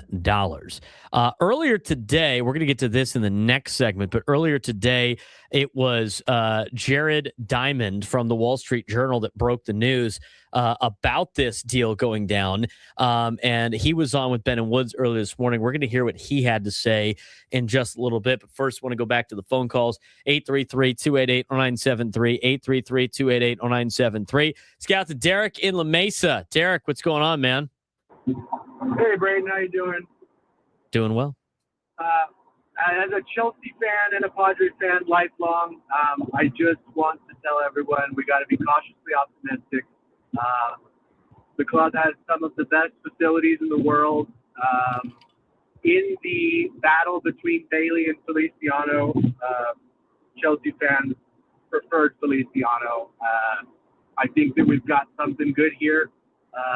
We need hardware, we need trophies, and Chelsea have done it, and we gotta trust the process and move forward. Thanks. Well, I appreciate the phone call. Derek in La Mesa, a Chelsea fan and a Padres fan. That's interesting what he said. Was that true? Do you believe that as a Chelsea fan? I didn't hear what. I'm trying to cut stuff up. He said in the Bailey, what's his name? Bailey? Bowley? Sure. Bowley? Okay. The Dodgers part owner. Yeah. That's the Chelsea guy. He said in the Feliciano Bailey, he didn't say but he said with them, whatever. With words. Yeah. He said that they take Feliciano's side. Chelsea fans do. Well, there you go. So I guess that's the case. Yes. So we're going to get to it in the next segment, though, as somebody in the YouTube chat said. And some good news about Feliciano in terms of what Jared Diamond was reporting. And Jared said that Feliciano sounds like he's moving a lot of his stuff to San Diego, which is great for the city in a sense, too. He's going to move his charities here. He's going to move a lot of the other financial stuff here. We will play that audio for you when we come back in just a second. But as I went to break, I mentioned, I think a lot of things that are starting to formulate are starting to appear for Major League Baseball incredibly help the Padres out. I think there's no better team. There's no better team to be right now than the Padres and where things are trending. Now, the Padres getting a owner that likes to spend money on his roster, fantastic. That's check mark number one. Now, let's talk about the CBA for a second. As Britt Ghiroli said on our show, and it's obvious, right? The owners want a salary cap because and she mentioned what Formula One did. When Formula One put in some type of cap, all of a sudden the values for all the teams went through the roof. So the ownership wants that. The ownership groups want that, I should say. The owners want a salary cap, salary floor, whatever it may be, because they want to increase the values. They also want to do something else. But let's talk about the cap for a second. That would significantly limit, obviously, the Los Angeles Dodgers from spending money.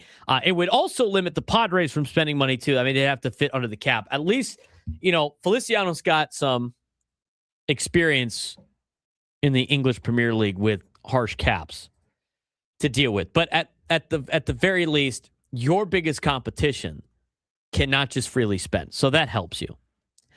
The other thing that's also very important about why everything seems to be turning up brown and gold is the potential for Major League Baseball and what they're trying to do in this next CBA, pooling the TV contracts, which means they would sign a massive TV deal with all these entities, right? whether it be NBC or ESPN, Fox, whatever it may be. Maybe it's some of the streaming platforms as well.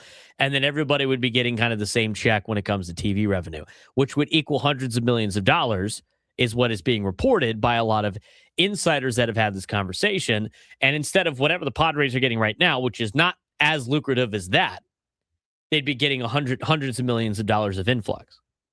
The last thing I would say, and I think it was interesting what Britt Ghiroli brought up about with these groups that have put in bids and private equity, everybody seems like, there's a lot of like bad things about private equity, right? But there's some good things. Now, here's where it leads to. Like, private equity groups go and find, as Britt Ghiroli said, undervalued things that they can make very valuable. Everybody had looked into the books before they put their bids in, and they decided to still spend $3.9 billion on the Padres, knowing with all of these factors what this organization can be. They still think at $3.9 billion, the organization is undervalued. So, to me, that shows that everything that's looking up for the Padres right now is great. You got the owner that wants to spend money. You potentially have a salary cap coming in to limit your competition, although it's going to limit you to a certain extent. You have potential pools of TV contract money coming in the near future when they settle the CBA and pool some of those. Those are all things that benefit small market teams that have owners that want to spend money. So I think today is a positive for the Padres. I think this is a positive step for Padres fans. I think this is something to be excited about moving forward. And honestly, I think that I think with the worries that might happen with people when it comes to the Padres of like, how are they going to pay these contracts? How are they going to do this? How are they going to do that? I think a lot of those issues go away. I really do. And here's the other thing. This is a ownership group now, Feliciano, that wants to spend money. And if he can't do it on the cap, guess what he's going to do it on? Development, facilities, bringing up better players, being better in the development game, which is what the Dodgers are also good at. That's another positive, I think, out of this entire thing. But when we come back, we're going to get even more details on this sale. We're going to, kind of put a bow on it for a little bit in the noon hour. We will dive into a little bit more of the missed in all of this. The Padres won last night. They won their 8th straight game, 7th straight against teams that just swept the Astros. They won 8 straight. They're only 2 games off the pace that they were last year through 19 games.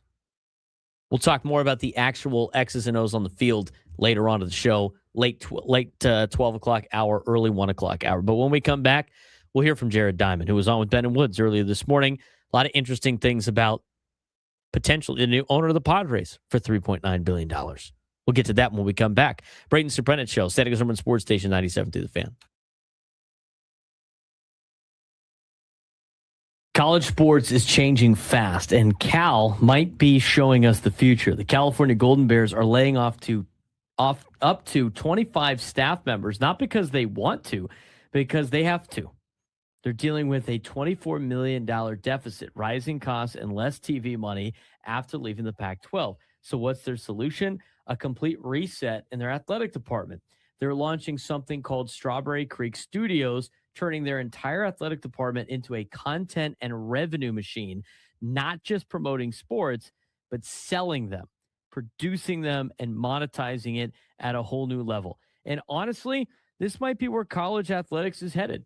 With NIL, revenue sharing, and realignment shaking everything up, schools aren't just competing on the field anymore, they're competing financially. The question is, can programs like Cal adapt fast enough to survive, or is this the beginning of a bigger divide in college sports? This week in college athletics, one of the most telling stories about the future of the industry isn't happening on the field. It's happening behind the scenes at California and the Golden Bears athletic department. The department is undergoing a massive internal shakeup, laying off potentially 25 staff members across marketing, communications, and creative services. That's a significant portion of the people responsible for telling the story of Cal sports. Yeah, and it's not just cost cutting, it's complete restructuring. Cal is launching something called Strawberry Creek Studios, which they described as a shift from traditional promotional model to a full-scale content and revenue engine, with the goal being to drive money and create a more authentic storytelling system in a rapidly changing college sports landscape. So, I mean, this is really driven out of financial pressure and more or less desperation somewhat. Yeah, this is definitely a financial move. Cal is staring at a $24.3 million shortfall, combined with ongoing debt from stadium renovations and reduced media revenue after leaving the Pac-12 Conference for the Atlantic Coast Conference. Add in rising travel costs, coaching salaries, and a new era of NIL plus revenue sharing. Schools are being squeezed from every angle, and Cal isn't alone. Across the country, programs are trying to figure out how to survive, and in some cases, stay relevant. Schools like the University of Kentucky are getting proactive, even restructuring into new business models to prepare for paying athletes directly. But here's the key difference.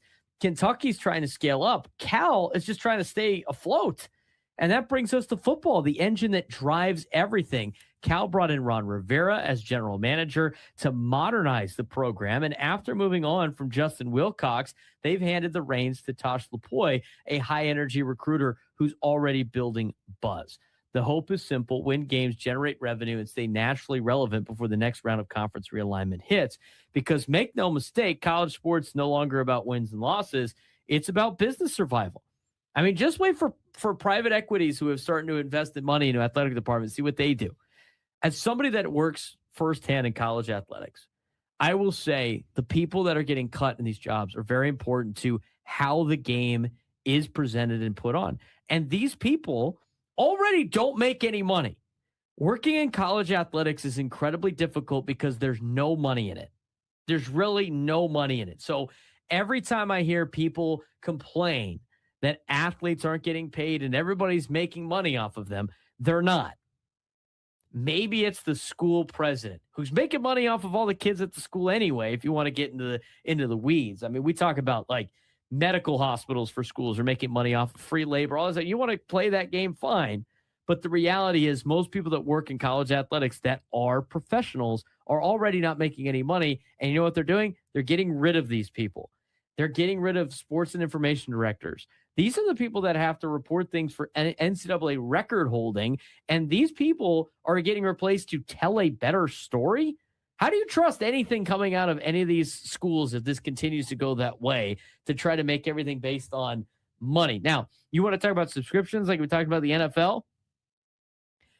Do you think that this content's going to be free content on social media from these universities, from Strawberry Creek Studios? Are you kidding me? This thing's going to be all about money. These are the repercussions, Frank, to paying teenagers money to play a sport. It's not even that. It's also self-inflicted out of Cal because they didn't have to move out of the Pac-12 to go to the Atlantic Coast Conference. And one of the things that they're saying is rising travel costs. That's self-inflicted. You chose to do that. You didn't have to do that. You didn't have to pick a predominantly East Coast conference to go to. So rising coach salaries, that is what it is. NIL revenue sharing, yeah, that's going to affect everybody. But seriously, part of that $24.3 million, the university has to look at themselves and go, yeah, we kind of did that one to ourselves. Yeah, but they also would be making way less money if they didn't do that. I mean, that's the other alternative. It was like you got left behind.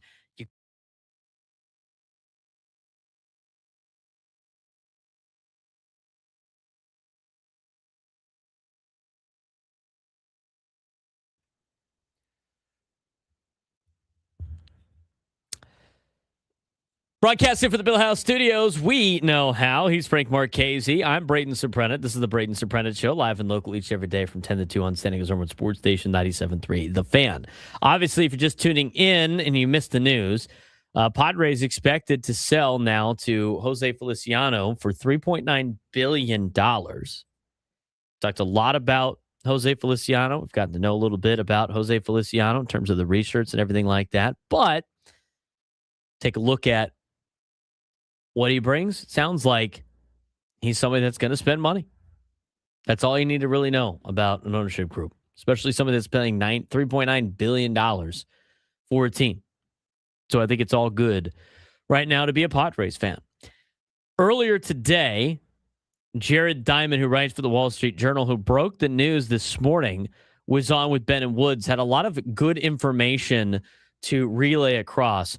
And the first question that the boys asked Jared Diamond this morning was how today's story came together. Quite a big day in the history of the San Diego Padres, for sure.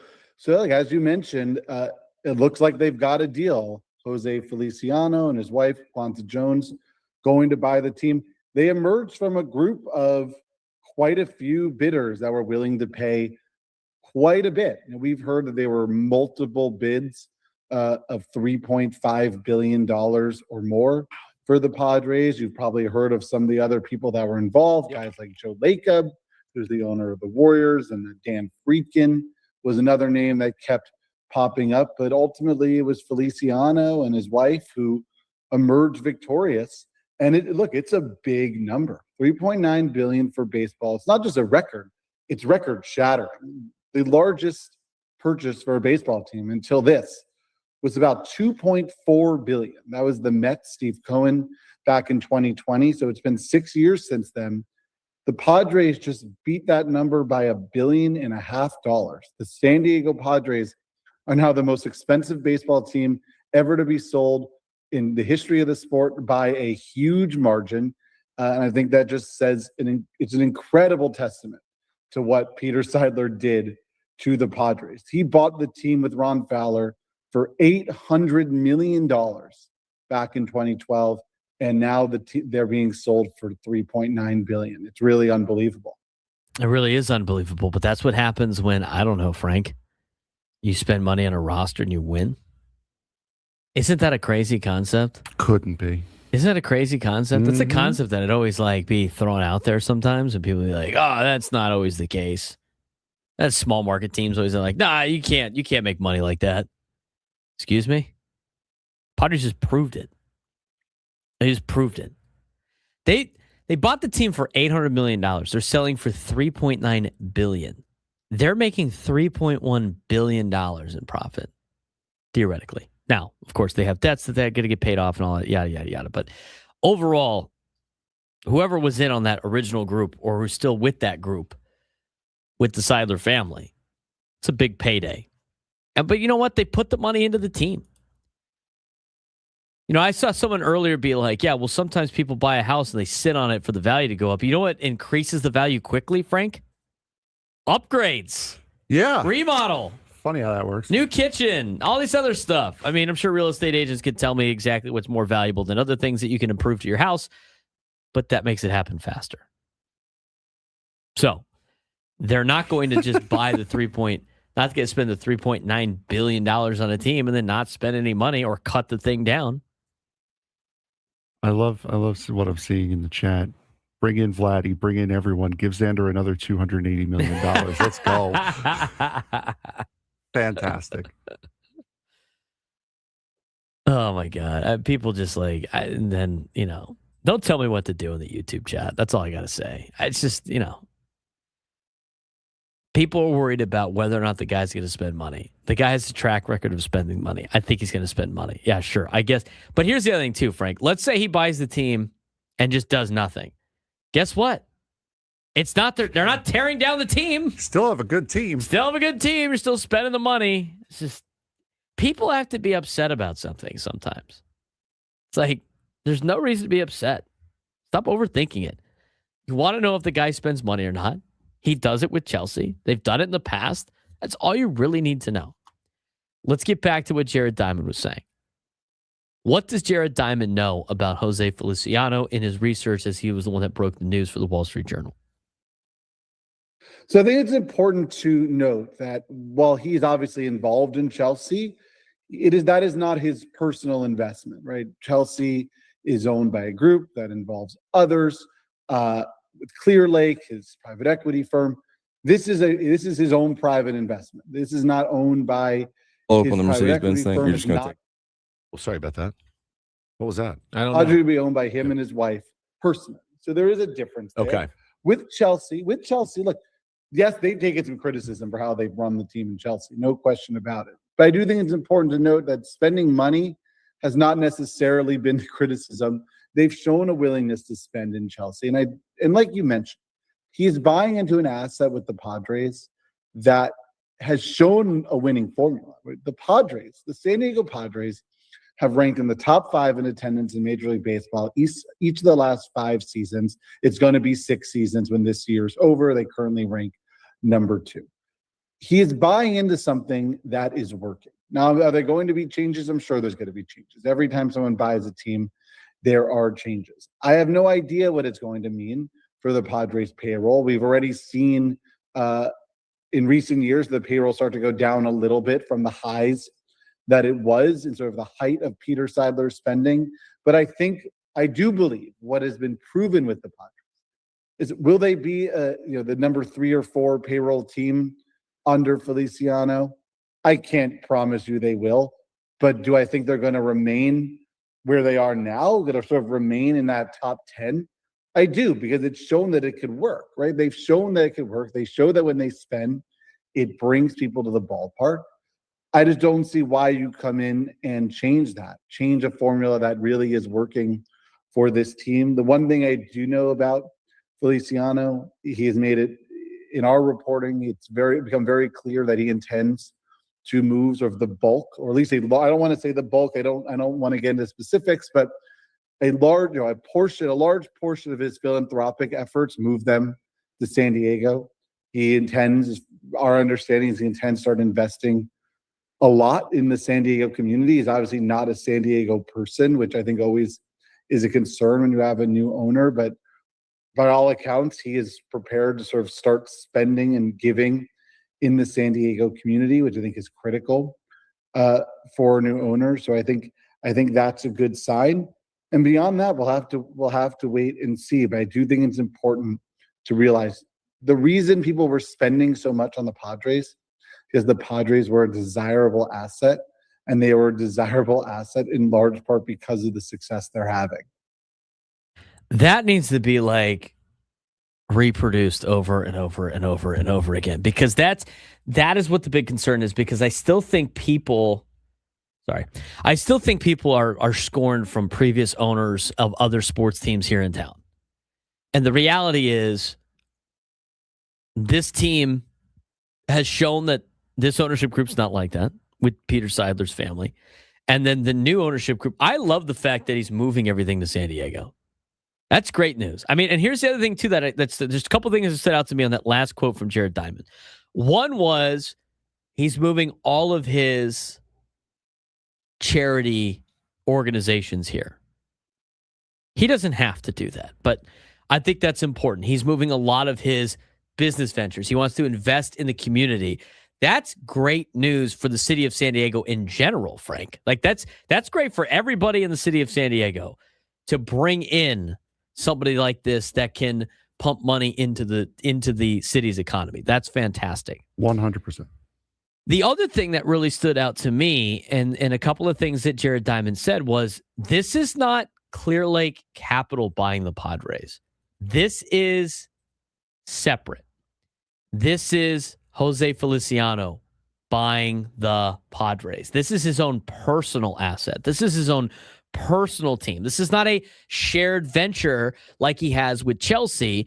He's moving here to San Diego, or he's moving his entities here to San Diego. I don't know if he's moving here. I would imagine he might be moving here if he's going to spend a lot of time here. And I think he is locked into being a San Diegan. His wife apparently reportedly is from LA. I haven't really confirmed that, but it sounds like that is part of the process. His Clear Lake Capital is based in Santa Monica. I mean, he obviously has Southern California ties, if you will, and somebody that wants to be here. And Britt Ghiroli said it on our show earlier this hour, but the reality is, like, you got money like this and you want to have an asset like this, and you try to go to places that you want to live. San Diego's a wonderful place to live. He obviously wants to be here in San Diego. The fact that he's moving everything here to San Diego, I think is fantastic. I think those are the two biggest takeaways of what Jared Diamond said on Ben and Woods. How long is the next clip that we have about him and his wife owning the team? 153. We have a little bit of time. Let's get to it. So Feliciano and his wife are going to be equal economic. They have equal economic stake in the Padres. It really is going to be a partnership in terms of the financial ownership of the team. His wife is named Kwanzaa Jones. It's a name you'll be certainly hearing a lot about as well over the next few weeks and months and years. For the purposes of Major League Baseball, Jose Feliciano is going to be the control person. There can only be one, right? There can only be one control person, the person who actually votes on things in the eyes of MLB. That for now is going to be Feliciano. Jose Feliciano is going to be the first Puerto Rican majority owner in Major League history. Kwanzaa Jones is going to be the first African-American majority owner in Major League history. So that's very cool. I mean, I think it's great when you see that kind of diversity coming into the sport. You want ownership that looks like the people that live in your community and go to your games and represent your fan base. So I think that's only a positive thing. And in general, it just shows that there was this much interest in the Padres. Just shows how desirable of a franchise they are, right? They play in San Diego. They play in a city where you are the only show in town when it comes to major professional sports. You play in one of the best ballparks in the game, and a ballpark that you could use 365 days a year because of the incredible weather in San Diego.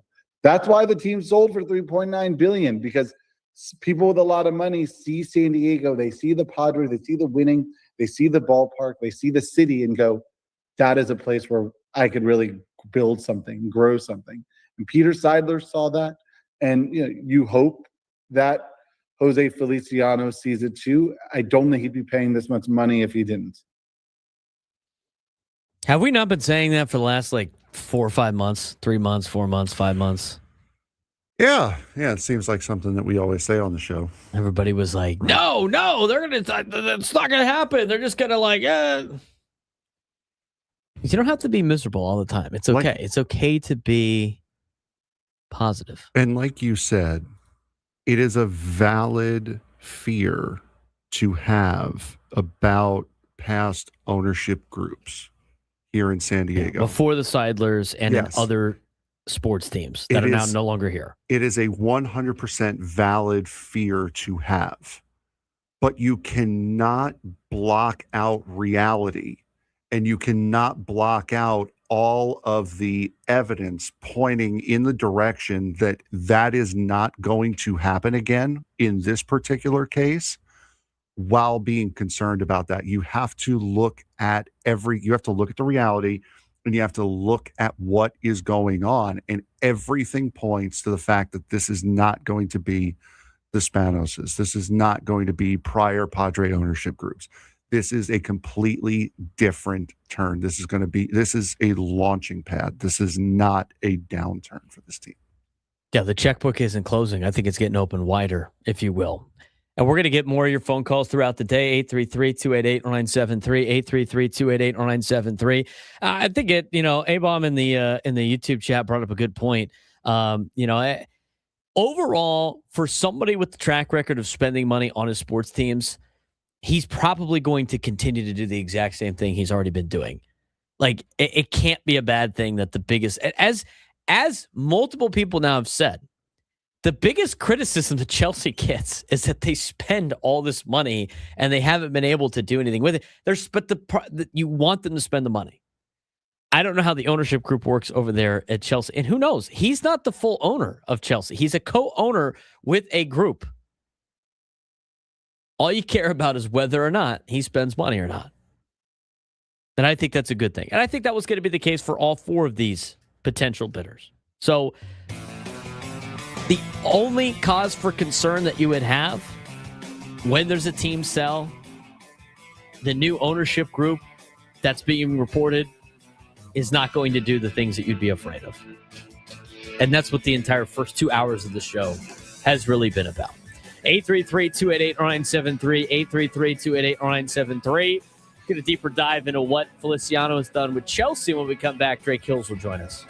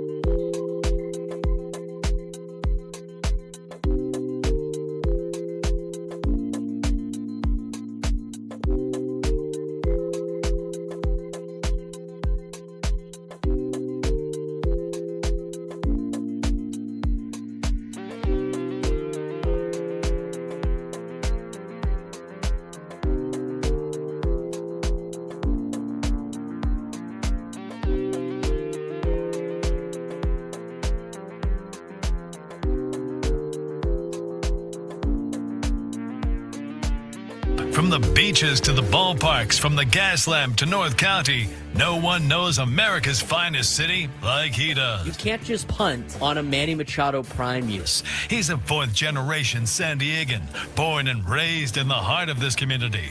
Passionate, opinionated, and always bringing you the real talk on your teams, your city, and everything in between. Braden totally knows his stuff. He's ready for the next step. That guy is good. Live and local, it's the Braden Surprenant Show. But I think Braden's one of the up-and-coming young stars in the media game in San Diego. Now, here's your host, Braden Surprenant.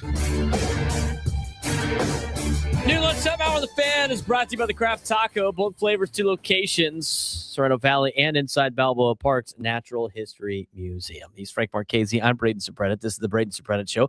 Live and local each every day from 10 to 2 on San Diego's Urban Sports Station, 97.3 The Fan. Obviously, a lot of news today with the San Diego Padres. We haven't even talked about last night's game at all. We haven't talked about how much Chris and Scripps Ranch was right about something. Double checked a lot of the swing metrics. And the funny thing is a lot of the analytics say exactly what Chris and Scripps Ranch said yesterday. We'll talk about that later on when he talks about Jake Cronenworth. Walker Buehler's outing yesterday. I mean, so much from the game yesterday was filling up our rundown, and we wake up to breaking news because you know why? We had the whole thing planned out last night. Everything was locked in, dialed in, all set, and then can't complain, though. It's pretty awesome to have news like this. To be fair. I always write the show a day in advance. So it's the fact that you participated in helping, I think, might have been the jinx to it. Because I don't do the show in the morning. It's the fact that we put detailed notes on everything. Yeah, we have the topics on there that we want to do, and then we do the detailed notes in the morning. We did all the detailed notes last night. I think it's because you helped me. I think it's because you helped me do it. Like we actually worked together on the show instead of just me doing it. It's true. Well, I mean, I do that all the time. Do all my stuff. You put everything out there the night before, and then I add all my stuff. And then in the morning before you get here, there's usually a bunch of changes on different things. But I tell you what, every time that I have put things on the rundown in all aspects, breaking news happens. So, you want to find out about Lucas Giolito? I'll plan out Monday's show when I get off the air today. Without further ado, now Drake UC joins us to talk about San Diego FC. We might briefly talk about San Diego FC. I highly doubt we will dive into a lot of the details about that, but I think a lot of people want some clarification on Chelsea FC because obviously Jose E. Feliciano, who is now reportedly the main person to buy the Padres for an estimated $3.9 billion, he is a co-owner of Chelsea FC. And people want to know and this is going to be the case regardless of who won the bid, if you will, to own the Padres. Fans are always going to be nervous about, is the team going to spend? How do they spend? How do they operate their business? Is this an owner of a team that's not very good? Yada, yada, yada, yada. Frank looks through things through a Chelsea FC tone glasses. So for the Blues. So he was already Big Ten PR Frank earlier, but for a more neutral update and for what actually goes on at Chelsea and what Chelsea has done over the last couple of years, we bring on our guest for our Soccer 101 that we do each and every Friday, and Drake Hills. He is a contributing writer for Black Players for Change, writes internationally on soccer for ESPN.com as a contributing writer. Drake Hills joins us on the SDCCU fan hotline. It's not Big Bang Banking, it's better, but for, Drake, a little bit of a change in direction that we usually do with you on Fridays. Not talking about San Diego soccer, but talking about a San Diego sport that is impacted by soccer today. Yeah, someone who knows a whole lot about soccer from the global perspective. Obviously, Chelsea probably in terms of its, not just the trophies that they've won over the last 20 years, but I'd honestly think from a net worth perspective, are probably in the top 10, top 5 biggest clubs in the world. Then Jose Feliciano and Todd Bowley are certainly a part of it. Let's talk about Jose Feliciano. I mean, from your knowledge and your experience in paying attention to Chelsea, obviously, what has Chelsea been like with this ownership group that took over in about 2021, 2022? What has the tenure been for Chelsea? Yeah, Chelsea, just to give a quick background, like this is a club that it was basically from 2004 up to the first quarter of 2022 were owned by a Russian oligarch by the name of Roman Abramovich. And Mr. Abramovich was well liked because he brought in millions and millions of dollars, but in a way that was very strategic, that bought some of the greatest players in the history of the game, Didier Drogba, Michael Ballack, Ashley Cole, who technically had come in a little bit before from Arsenal, but turned Chelsea into not only one of the best clubs in England, but one of the best clubs in the world. But when Jose came in after, obviously, the sanctions that came down from the Russia invasion of Ukraine, obviously, Mr. Abramovich was forced to sell the club. But the biggest thing is for Jose Feliciano, the biggest narrative is the amount of money that he spent. I mean, we're talking about around $3 billion almost immediately over the course of, I want to say, 3 or 4 consecutive transfer windows. And it hasn't really led to much success. I mean, if we're looking at even Chelsea in today's English Premier League, they're 6th in the Premier League. They've had a pretty inconsistent time. They had a very messy exit of leadership, which is also unlike Chelsea. So I would say to you guys and to everyone listening, Chelsea FC is in a chaos chapter of life. They've brought in more players in the English Premier League than any other club. They've surpassed the losses of that of Manchester City. They're actually, if you look at the numbers, they're anywhere between, I would say, 1.6 billion pounds in pre-tax losses. They spent over $1 billion in transfers over the last 2 years that won a Champions League just a few years ago. So I think for me, Clearlake, which is the group that Feliciano who had co-founded with Egbali, who those two represent over 60% of the Chelsea ownership group. These two are disruptors. They like to go into a setting and they like to say, we're going to do it our way. We're going to bring in the guys that we want to bring in, and we're going to get guys out that don't want to be a part of it. But I do think, Braden, that I think Feliciano is going to move a little bit different, especially with the new CBA that is going to be on the horizon. We're talking with Drake Hills, who is a contributing writer for Black Players Are Change. He covers soccer for us here on the Braden Surprenant Show. And I think a lot of things that like Padres fans are afraid of are like, he doesn't, getting an owner that doesn't want to win and doesn't want to spend money. And this particular situation is also different, where it's not clear like capital buying the Padres. It's Feliciano and his wife that are buying the Padres. That's and it correct. Sounds like he's moving a lot of his philanthropic organizations here. It sounds like he is moving, other entities. He's going to invest in San Diego. Might be operating the Padres a little bit differently than he did with Chelsea. But the fact of the matter is, regardless if it's spending money to get rid of bad contracts or to bring in new talent, it's not a lack of spending money that is, the problem for Chelsea FC. And I think that's the biggest reassuring thing to a lot of Padres fans, Drake, is Feliciano wants to win and he spends money in order to try to win. Yeah, I mean, you hit it right on the head. Jose Feliciano and his wife, Kwanzaa Brown, Princeton grads, they have a very high-octane nonprofit group that helps nonprofits, grow.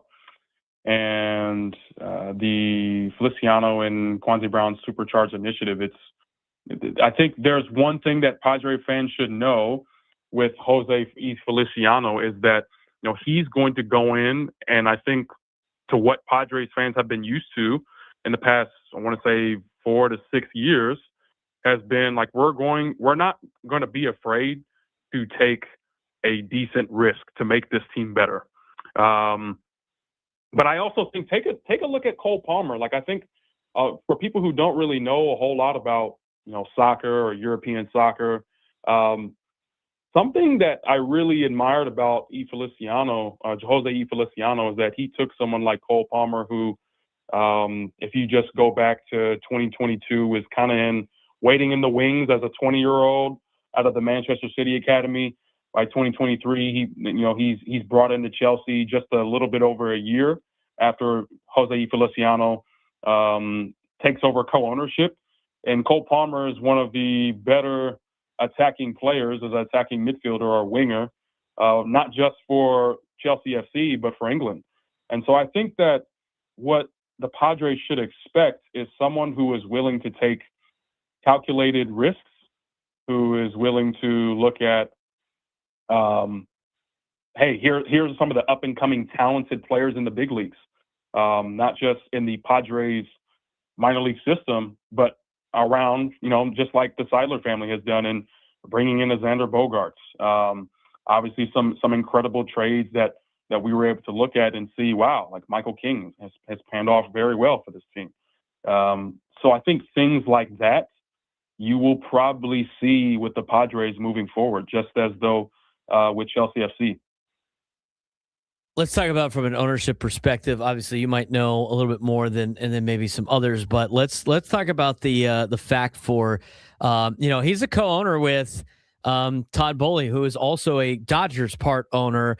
How has that relationship worked for Chelsea FC? Obviously, you said Feliciano's got 60%. Him and Clear Lake Capital have 60% of Chelsea FC.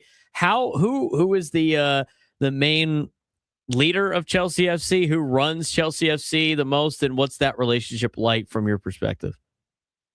Yeah, so as though Todd Boehly kind of came in there first, but with Clear Lake, there's Bedad Iqbali, who is a businessman.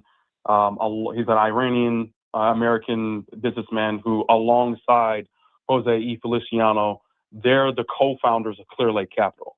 So those are the two leads, Iqbali and Feliciano. They have a little bit over 60% stake in Chelsea Football Club, and Todd Boehly and a couple of others kind of represent, I think, around 31% of Chelsea Football Club. So I think the front men have been Iqbali and Feliciano. And so what that means, though, is that the relationship between the two is that the majority of the money has really come from Feliciano and Iqbali from Clear Lake Capital. But Todd Boehly, as you mentioned, kind of coming from the Los Angeles Dodgers ownership, he is the chairman of Chelsea Football Club. So he looks at pretty much being the face and a lot of the decision-making that takes place, obviously a lot of the finances on a day-to-day basis. Todd Boehly is the chairman, so that's the relationship between the two. We're talking with Drake Hills, who's a contributing writer for Black Players for Change. He covers soccer for us each and every Friday as our Soccer 101. We're talking a little bit more differently here about soccer, just trying to get a little bit of sense of what Jose E. Feliciano brings to the table as an owner, and he owns Chelsea FC, as we've talked about, all throughout the afternoon today. But when talking about this particular ownership group and everything with Chelsea, a lot of things came up today on social media. You're going to have some doomers out there that are posting like Chelsea's in debt for this and that and the other, and they have to pay all these agent fees and everything like that. Right. To explain for us and try to relate it back to American sports about what are the some of the financial issues that Chelsea FC has had and why it's different from what maybe American sports fans, might think it is, because it sounds like they're spending all this money and they're racking up fees in doing so. It's not of we're losing a ton of money because nobody watches and we're terrible. Yeah. So just to give a different, almost like a layman's terms translation here. So in soccer, you have you have straight up signing players where it's really a one-way transaction. And what that means is that if the Padres, in a world where the Padres would get let's say they get a new catcher, or they would get a new second baseman or a new left fielder, apart from cash considerations, there is not necessarily, it would be normal for there not to be another player on the other side of the deal. However, the severity of whatever the transaction is taking place, the agents or the agent that represents the player that would be coming into the Padres clubhouse would get a significant fee from that transaction. And those agent fees are not one-time hits. They are basically amortized over the course of a year or 2 years, depending on the volume of the transaction.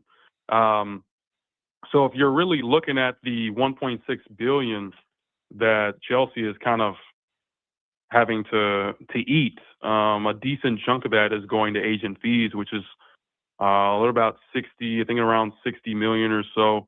That has kind of put them into a really tough process.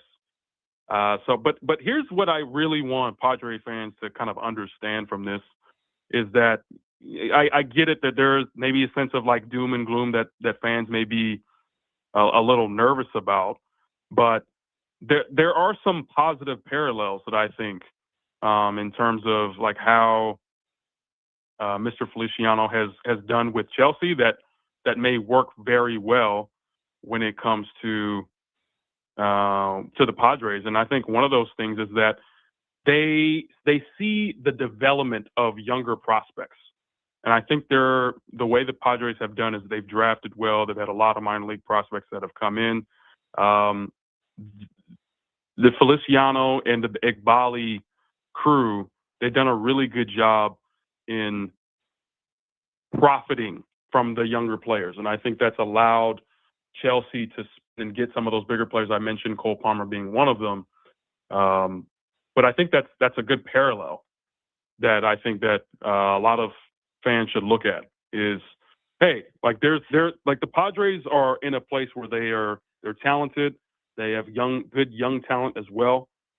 And so I think there's a lot of parallel in terms of the talent development over the course of years. In your opinion, how important is it that it sounds like this is going to be I wouldn't say family business, but it's Jose Feliciano, it's his wife, and they're moving a bunch of their, as we talked about before, charities to San Diego. They want to invest in the community. How important is that, to really making the Padres their own and wanting it to be successful?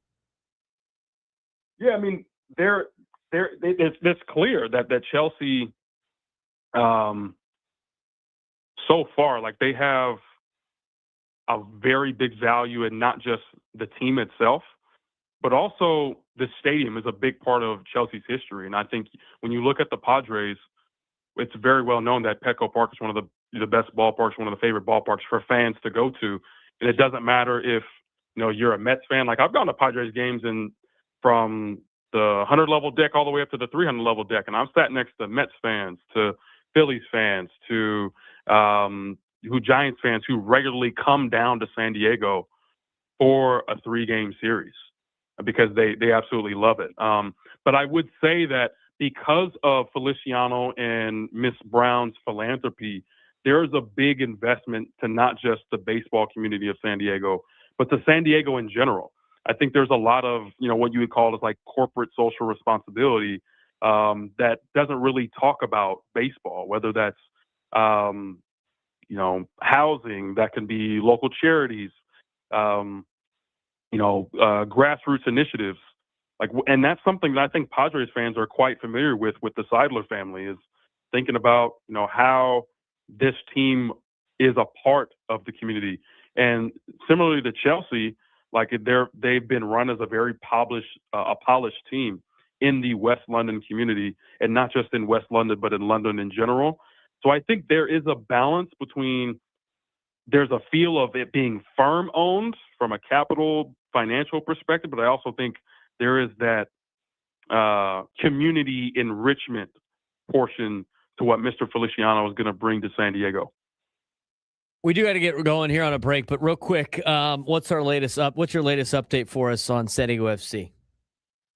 Yeah, San Diego, I mean, they're just right now, they are going from the control of what they've really enjoyed over the last season and even the first 3 or 4 games of the year. Another 2-1 loss to Minnesota United over the weekend. But it's just an example of what it takes sometimes to kind of go through the tough parts when you're playing a lot of your youth, right? So whether that be, Brian Zamble gets a start at left wing. You have Lewis Morgan, a natural winger, who's playing as a number 9, trying to balance a lot of the minutes, some knocks here and there, some injuries. Marcus Ingvartsen comes in during the game as a sub.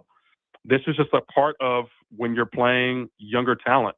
And for some reason, Chris McVeigh is continuous with his double yellows and eventually getting sent off. So San Diego is just having to go through the tough parts, but it's still something that can still be salvaged.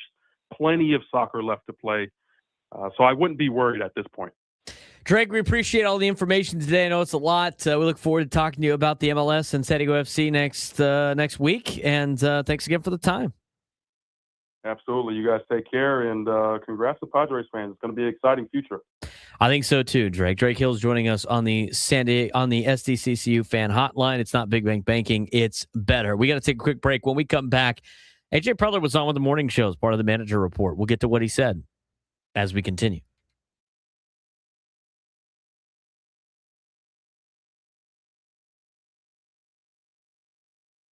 The NHL regular season is coming down to the wire, and even though most playoff teams are set, the chaos is just getting started. Seeding is still up for grabs, and that matters, or does it? Because here's the reality. Being a top seed in the NHL doesn't guarantee you anything.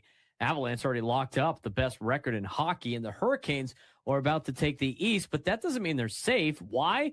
Because wildcard teams like the Kings and the Predators can sneak in, and those are the most dangerous teams in the playoffs. Already playing do-or-die hockey. At the same time, the MVP race just flipped. Nikita Kucherov is now leading over Connor McDavid and Nathan McKinnon. So everything is happening at once. Playoff races, MVP battles, and teams fighting for positioning. But the biggest question is this: does seeding actually matter, or is it all about who gets hot at the right time? Because in the NHL, momentum changes everything. The NHL regular season is officially down to its final days, and while the NHL playoff spots are mostly locked in, seeding chaos is everywhere heading into the Stanley Cup playoffs this weekend. At the top, Colorado already has clinched the President's Trophy, locking in home ice advantage throughout the playoffs. Meanwhile, Carolina Hurricanes are closing in on the number 1 seed in the Eastern Conference, continuing their dominant season. But the real drama, well, it's in the middle. The Atlantic Division is still a 3-team race with the Buffalo Sabres, Montreal Canadiens, and Tampa Bay Lightning, all within a couple of points, meaning matchups could flip at the last second. Out west, the wild card race is pure chaos. The LA Kings currently control their own destiny, but teams like Nashville and San Jose are still mathematically alive. Bottom line, who knows who's in, but we don't know who's playing who yet. As we record this on Monday, the biggest takeaway to me is, and I know we're going to take a deeper dive into what to watch this week, but the reality is the NHL playoff format used to be great, and they changed it, and it doesn't make any sense now of why they're doing it this way. There's teams with a lot of good wins, and actually more wins in regulation, missing the postseason for teams that lose a lot in overtime. The way the seeding plays out doesn't make a lot of sense. I like the old system. The new one is creating for the wrong kind of controversy. Yeah, but it doesn't really matter in a way, because the NHL postseason always brings out some of the craziness that sports has to offer. It is by far and away the most entertaining, the best entertainment for value playoff out of any of the 4 major sports. I would take the NHL playoffs over anything right about now. Yeah, but at the same time, I mean, they had top 8 in each conference, and then they would reseed. Seeding actually did probably matter. I mean, you have really good matchups in the first round with highly competitive teams, but you're eliminating some of your best teams in the early rounds instead of like later on. I don't necessarily know if it's the best path for the playoffs, but Tonight's slate, as we record this on Monday, and I might have to post this one today and post a different one on Thursday that we usually do. But Monday's slate is massive. Playoff positioning and eliminations on the line. The Kings can clinch a playoff spot with a win. Flyers can lock into a playoff matchup with the Penguins. Hurricanes can secure the number 1 seed in the East. Sabres can win the Atlantic Division. And don't overlook the Pacific Division. The Vegas Golden Knights and Edmonton Oilers are battling for the top spot. Then that could determine the easier or much harder path at round 1. At the same time, the draft lottery is shaping up with teams like the Blackhawks and the Rangers already locked into top odds. I look at like my own team in the Anaheim Ducks. I mean, what a poor time to start playing poor hockey. They had a chance to clinch on Sunday night, finally a playoff spot, which seems to be inevitable, but they continue to push it down the road with 2 games left as they get ready to play the Wild later this week. They had a chance against the Canucks on Sunday, a team that has been awful all season, and they lose in overtime. Yeah, we've brought up the fact that last week, the New York Islanders firing their head coach, Patrick Waugh, to try to snap the team into better form. They did win their first game under Peter DeBoer, but they've lost the next 2. They're now out of the playoffs, and most teams at this point, again, on Monday as we record, only have about another game, maybe 2 left in the season. So it is really down to crunch time in the NHL right now. As the season wraps, the biggest individual storyline is the MVP race. And right now, Frank, it's getting pretty heated at the top. Yeah, right now, Nikita Kucherov surging into the lead for the Hart Trophy, the MVP of the league. Connor McDavid and Nathan McKinnon right now are right up there with him. Nikita Kucherov's case, he carried Tampa through injuries, still putting up insane numbers. Meanwhile, Zach Werenski now leading in the Norris race. New York Islander rookie Matthew Schaefer seems to be a lock for Rookie of the Year, and Andrei Vasilevsky leading the Vezina Trophy race as the best. Live from the Bill House Studios, we know how. He's Frank Marchese. I'm Braden Surprenant. This is the Braden Surprenant Show, live and local each every day from 10 to 2 on San Diego's Urban Sports Station 97.3, The Fan. When we get to the 1 o'clock hour, we're going to transition the show back into actual on-field Padres baseball talk. Lot to break down with Jake Cronenworth and some things that Chris from Scripps Ranch called in and talked about that we almost got confirmed via analytics. We'll explain in the 1 o'clock hour. We will also break down what Walker Buehler did last night. Padres on an 8-game winning streak. Lots to get to in the 1 o'clock hour. Preview of the Halos as the Padres take on the Angels for 3 games over the weekend. Before that was the beginning of a pretty long road trip for them. They're going to go to Anaheim, Colorado, and then Mexico City for 2 games. While all of this is going on, there has been a transaction made. I saw that by the Padres. Matt Waldron up, Alec Jacob down. Waldron is going to get the start tonight. I have a feeling it's because they don't want him too far off of what his scheduled start from El Paso was supposed to be, because that was supposed to be 2 days ago. So it'll be so Herman Marquez gets pushed back a day, so it'll be Waldron tonight, Marquez tomorrow, and then King on Sunday. I just like how the entire time they were like this week, it could be Friday, Saturday, I don't really know. And like Matt Waldron just straight up said, I'm pitching. They told him I'm pitching Friday. He's expected to pitch Friday. Yeah, so he's going to give Marquez an extra day off. That's fine. Marquez gets bumped back a day, and this is after Waldron more or less gets bumped back 2. So Padres are going to play. They're going to play the Angels for the next 3. They got swept up in Anaheim in 2024, by the way. Hopefully that's not the case. They got to go to Colorado, which is always a hellhole in terms of having to deal with games, and then they go to Mexico City for 2 against the Diamondbacks. Is that the same? That's the same place that they played a couple of years ago, where like every ball that was hit remotely hard left the building on the first day. Yeah. Yeah, I believe it is. Wow. That's going to be fun. Well, no, Pad remember your stat time. They won one of the games. They lost the other one. Musgrove, like his ERA jumped to like an 8 because like any fly ball flew out of the ballpark. And they severely changed the balls for the next day, and it was not nearly as ridiculous the next day. So I have a feeling we're not going to see that first day again. We're not going to see a 20-16 game. It was 16-11. What was the game? What was the other score? I thought it was like It's like 6-1, 6-2. I thought they still hit a ton of home runs. I thought that was just like the whole weekend was just like, no, all right, cool. I thought they really, from what I remember, they really curbed that for the next year. When was that? For the next year, maybe. No, for the next day. What was it? 2024 was Mexico City series. Why isn't there a date on this box score? Yeah, the Padres won that first game 16-11. It was sick. They were still 23. It was 6-4. There's still 10 runs being scored there. It was the wick was severely turned down from what it was the day before. You think they flipped baseballs out of there? Wade Jr. hit a home run. Davis hit a home run. Haniger hit a home run. Nola hit a home run. There were still 5 home runs hit in that game. Oh, never mind. The first game just happened to have 12 home runs. Pitchers learned how to pitch. Yeah, or it's like, hey, maybe we should just get him to hit some more ground balls, I guess. I mean, think about some of the names I just mentioned that hit a home run. An Austin Nola, 440 feet home run. It was an 11 home run first game. And the Padres scored in every inning but the 6th. Game 2, Lamont Wade Jr.'s home run was 394 feet. Davis homered 382. Mitch Haniger hit a 460-foot home run. And Austin Nola hit a 440-foot home run. Absurd. You remember? Well, you're looking at it. I was going to say, do you remember who got the win and save in that day?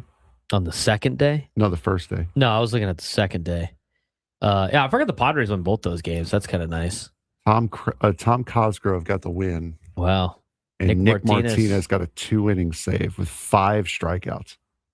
Padres put up 2 runs in the first, 1 in the second, 2 in the third, 2 in the fourth, 3 in the fifth, none in the sixth. Slackers. 2 in the seventh and 4 in the eighth. What a stupid game that was. How many home runs? Crawford hit a homer. Lamont Wade Jr. hit a homer. Nelson Cruz homered in that game. 442 feet. Mitch Haniger, 456. Soto, 448. Bogarts, 455. Tatis had like the shortest home run. 376. Machado, 442. Sable, 436. VR, 434. Machado again, 413. Every single run except for 2. Well, except for 1. No, there's a couple of doubles in there. You had the single by Nola. You had the Estrada double. Every single run except for 2 that was scored between the 3rd and the 7th inning were home runs. Jake Cronenworth. Wait a minute. Oh, Nola single to center, scoring Cronenworth in the third. Yeah. And then Estrada doubled to left. Just scored Wade. Yeah. That's incredible. In the 4th. And then every other run between there was a home run. Who do you think's signing up to pitch in the Mexico City series? Any volunteers? No, it's all right. It's all right, Skip. I'm a little tired. I don't know if I could do that. Throw Joe and Pavetta out there. Their stats really aren't going to mean much for awards and stuff this season. Foul. He draws the foul. Not a good one. Let's get out to Steve in Poway. Steve, you're on the Braden Surprenant Show. What's going on? Hey, Braden. What's up? Yeah, I have basically a baseball question, and then I have a comment and a question for you guys, an opinion. I think this strike zone thing is one of the best things that's happened to baseball in a long time. Where they can question that or not. What do you think? I think it's the best thing that they've come up with in a very long time, too, Steve. And here's the other thing. I think the umpires are getting better because of it. Because the ones at least that want to get it right are looking up at the board and they're like, all right, well, I got to adjust the zone a little bit. But at least you know what the zone is going to be. It's not fluctuating game to game. It's not fluctuating like, oh, he called that all night kind of. I think this is one of the best things that Major League Baseball has done. And they're doing it pretty quickly. I like it. What was your other comment? Okay, here's my question, and I want your opinion. That being said, I think the play on the field should be exactly the same way. It should be between the runner and the player, and there's no looking at replay ahead of time. You either make a decision, what do you think you got him or you didn't get him, and you move on, just like they do, and quit this looking at replay before you decide whether you're going to, challenge it or not. So Steve wants to, and I agree a little bit. I mean, they make it quick. You have like 3 or 4 seconds, right, Frank, to like tap your helmet. It has to be your first baseball move coming out of the box after the pitch. So you can't like step back, adjust your gloves, and then tap.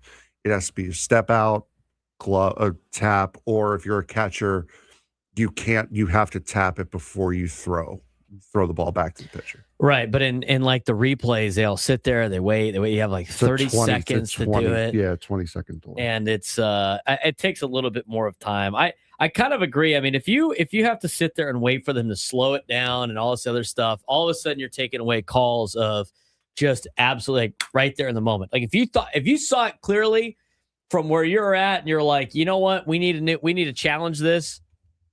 I don't mind that. I think it would eliminate a lot of these like challenges of did he keep the glove all the way on and like where only cameras can really pick it up. But it's an interesting topic, interesting conversation. We got to take a quick break. When we come back, we will dive more into Padres baseball in terms of what AJ Preller said on the management report today. We're going to hear from him on Ben and Woods when we come back.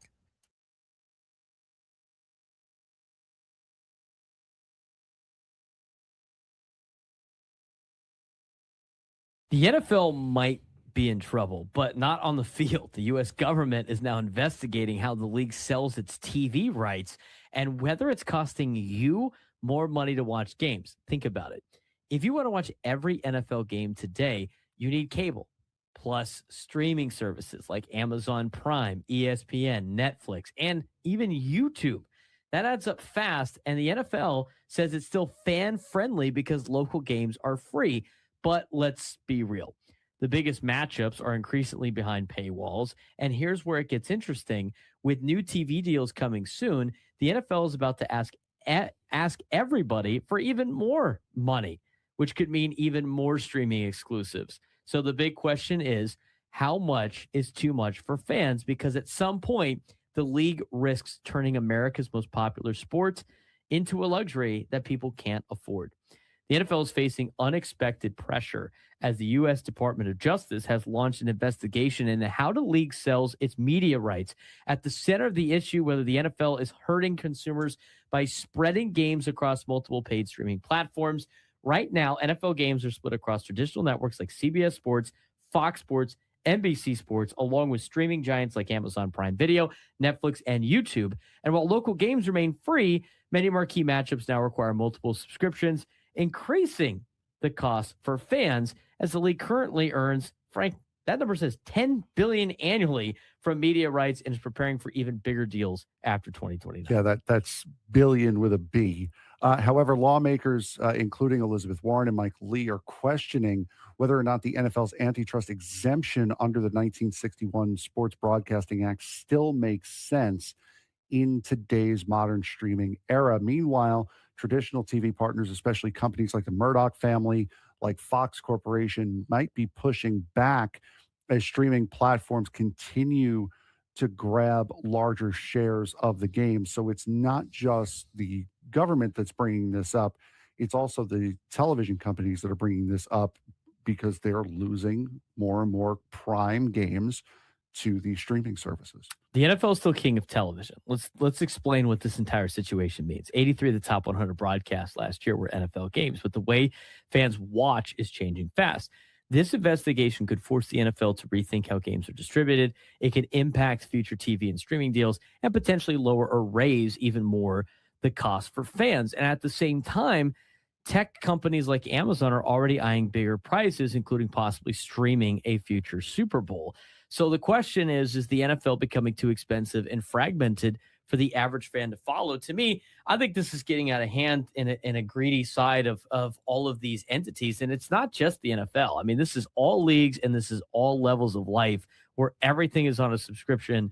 And people are hurting right now trying to find, ways to make ends meet. And here's what a lot of these entities don't understand. Yes, they continue to raise money, but eventually people are going to stop paying for it because it's going to come between them eating and them paying for a house and then watching the NFL. And eventually it's going to price out more people. the reality is people are going, the market's eventually going to reset itself. But if people are still willing to pay for all of these streaming services, the NFL and all these other leagues and all these other entities of life are going to keep asking for more. Especially Major League Baseball, because they're starting to get in on this as well. They have games on Netflix now. They have games on Peacock now. They have games on Apple TV now. So granted, they do have a lot more games that they can distribute. It's still, though, you're starting to see more and more of those big marquee matchups getting stuck behind paywalls, and you're losing. And think of, you know me, I'm not a big fan of the Yankees. But for Yankee fans, you have the Yes Network, My Nine, which is typical standard television. Now you have every Friday night behind the paywall of Amazon Prime. You've got almost every Sunday night game that was on ESPN. You have NBC games this year. You have Netflix games starting this year as well, plus the games that are stuck behind Apple TV. Just to watch the Yankees, just to be a Yankee fan, you need to have 8 or 9 different subscriptions, including cable, in order to just watch your team play. So if this goes well for the DOJ with the NFL, they're going to go right to baseball next. I have a strong feeling. I think you're going to start going to all these leagues. I think they're going to cash in on all of these streaming services. And college conference contracts are up in 2030. And they're going to get the same kind of treatment as a lot of these other leagues. And they're going to keep asking for the same thing. And here's the deal. Like, I'm somebody that pays for, we pay for Red Zone. And, Red Zone I think it's better than Sunday Ticket. Because I used to watch Sunday Ticket here. And it would work out because it was great to be able to watch the Chargers when I was living in Texas. And then, at that time I was in college. So my dad was watching all the other games. He could flip back and forth. Now without the Chargers, there's no reason for us to have Sunday Ticket. But with Red Zone, you don't even get all the games anymore, right? You pay for the Red Zone channel, you pay for Sunday Ticket. It's like, well, those don't include the streaming games. Those just include the ones that are on television. And you are continuing to pay more and more money for Sunday Ticket and for Red Zone, and you're getting less and less inventory because all the streaming sources are now chiming in to pay for things. It works for my family because everybody has their own little subscription fee, but everybody's paying for one platform, so we must have.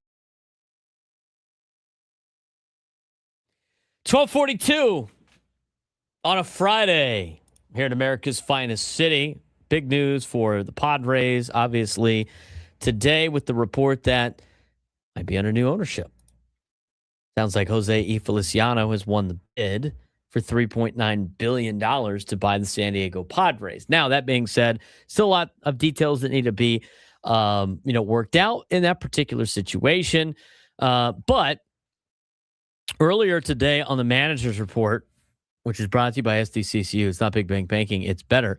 AJ Preller was on with Ben and Woods, and he was asked about today's ownership reports. Here's what AJ Preller had to say. Yeah, I mean, I think obviously, it's been the process, been very public in terms of, the sale of the team. So again, I think it's going to be exciting to have some direction and clarity. And I think if the reports are accurate, I think it's a testament to, the idea over the last, 10 plus years that this is a major market and you can do a lot of great things in San Diego, and that concept that I think it's a testament to a lot of hard work by a lot of people in the organization, and obviously the teams that have gone out and played really well. That a lot of groups it sounds like they were super excited and wanted to own the Padres. So that's always a good thing, and I think a testament to the fans of San Diego that this has become as big as any baseball market in the game and a crown jewel franchise. So it's really cool to be a part of, and hopefully super exciting for everyone with the Padres and the fans of San Diego. Obviously very exciting. I think also like being able to have some sort of sense of direction too for the front office of like the chain of command of getting things approved for roster decisions is probably the clarity that AJ Preller would like to have. And this is starting to solidify a little bit with this news. The boys also asked AJ Preller if he's met with any of the potential owners. Yeah, we on the baseball side, our focus is really with the team, and just and the roster and all the work that we have. We did get an opportunity in spring training for 2 afternoons to sit down with the finalists for a little bit. They had some questions about, again, they're buying into a baseball team. So, it was a little bit like speed dating, but I had a chance to do that. But most of the work, done through the group that the Seidler family had hired, and then Eric and his team at the office, and we were able to focus on the baseball side of things. AJ Preller on with the morning show earlier today, talking about a lot of different things as part of the manager's report. But they did ask him about what he would tell a new owner that he needs to know.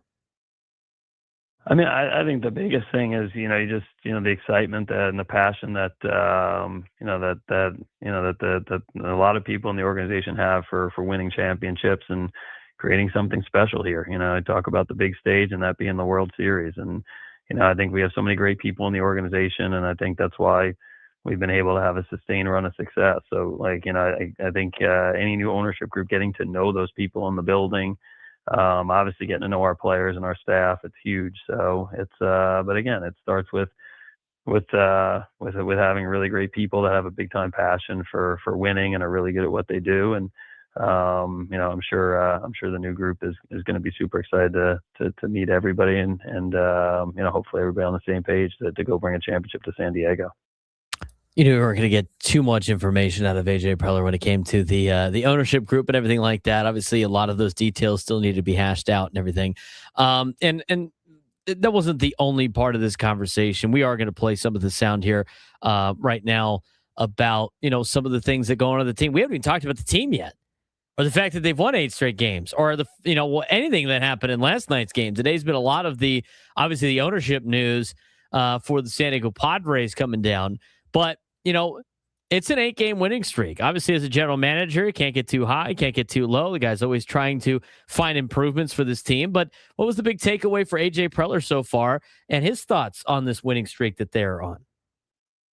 Yeah, I mean, I think we talked about it a couple of weeks ago. I think the last time we were on and talked was that opening day in Boston. So that's, I think, probably 2 weeks ago or so, and a lot of changes and really a day or two in baseball. So you have to, it's hard not to ride that wave. Every night you kind of get excited, good, bad, fair, and with what you see at at 7:00, but it's baseball, so I think it's, usually everything kind of works out at the end of it. Guys that are hitting, 150 now will be hitting 300 by midseason, and at times vice versa. So, I think you try to just use the experience of the group, lean on obviously Ruben and Ben Fritz. They've done a great job at Walker, and more importantly, he continues to want to learn and grow as a pitcher, and his stuff has been really good the last 2 outings. His command's been good. He's gotten us deep in, he's gotten us into the game in a winning spot, and I'm glad for him. He's been one of the best pitchers in baseball, and last couple of years have been a struggle. So I'm sure it's a really good feeling for him to go out and contribute, and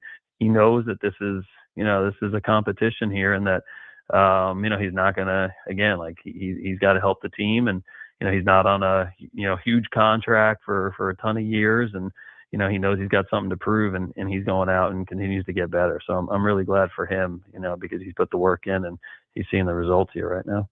And we're going to talk more about him later on in the next hour. We're going to also break down some other things that involve the team and what happened last night. Craig Stammen. He's got a lot of guys contributing right now. He's playing a lot of the players on the Padres. I think you're getting a lot out of this roster, and you can't say he's not doing that great of a job. The team's 13-6, and as we mentioned before, they're just like 2 games off of the pace that they were last year through 19. Through 19 games last year, 15-4. Through 19 games this year, 13-6. I mean, it's relatively close to the start that they had last season when they won their first 7 games of the year. Padres have now just won 8 straight. The first time they've done that in a very long time. How has AJ Preller thought of the work that Craig Stammen has done so far through 19 games? Yeah, I mean, Craig, again, I think a lot of familiarity between Craig and the organization, and obviously myself. So, but I think I think probably the biggest thing is just very genuine. He's very comfortable in his skin. I think you see in the like in the post-game press conferences and to the media, he's honest. If he did something that he feels like he could have done better, he just says, yeah, probably could have done that a little bit better, et cetera. And that's the way he is behind closed doors, and he's like that with the staff. And the staff is super connected and together, which is great to see. We've got a lot of talented coaches on staff and, people that put a lot of time into it. And I think with the players, like he's very consistent, and I think, he hasn't been afraid to try some different things and then admit if, hey, I could have maybe tried something different or new. And now he's kind of settled in on something that's been working for a while. So I think those are all good traits in a leader. He's got a lot of really good leadership traits. He's doing a really good job. And again, I think it's been a really, I think it's been a good run, both spring training and the early part of the season. And he'll be the first to admit he's going to be better in a couple months than he is now. And that's exciting to see. Very exciting to see, obviously. And then we talked about this. He was going to learn on the fly and there's nothing better than like in-game reps. And you know what? He's learning on the fly, and the team's won 13 games. Last thing that the morning show asked AJ Preller was the latest on Nick Pivetta. Yeah, I think with Nick, again, he's, I think we know his work ethic. We know his determination. I think, he's got a track record of being healthy, which is usually a good sign.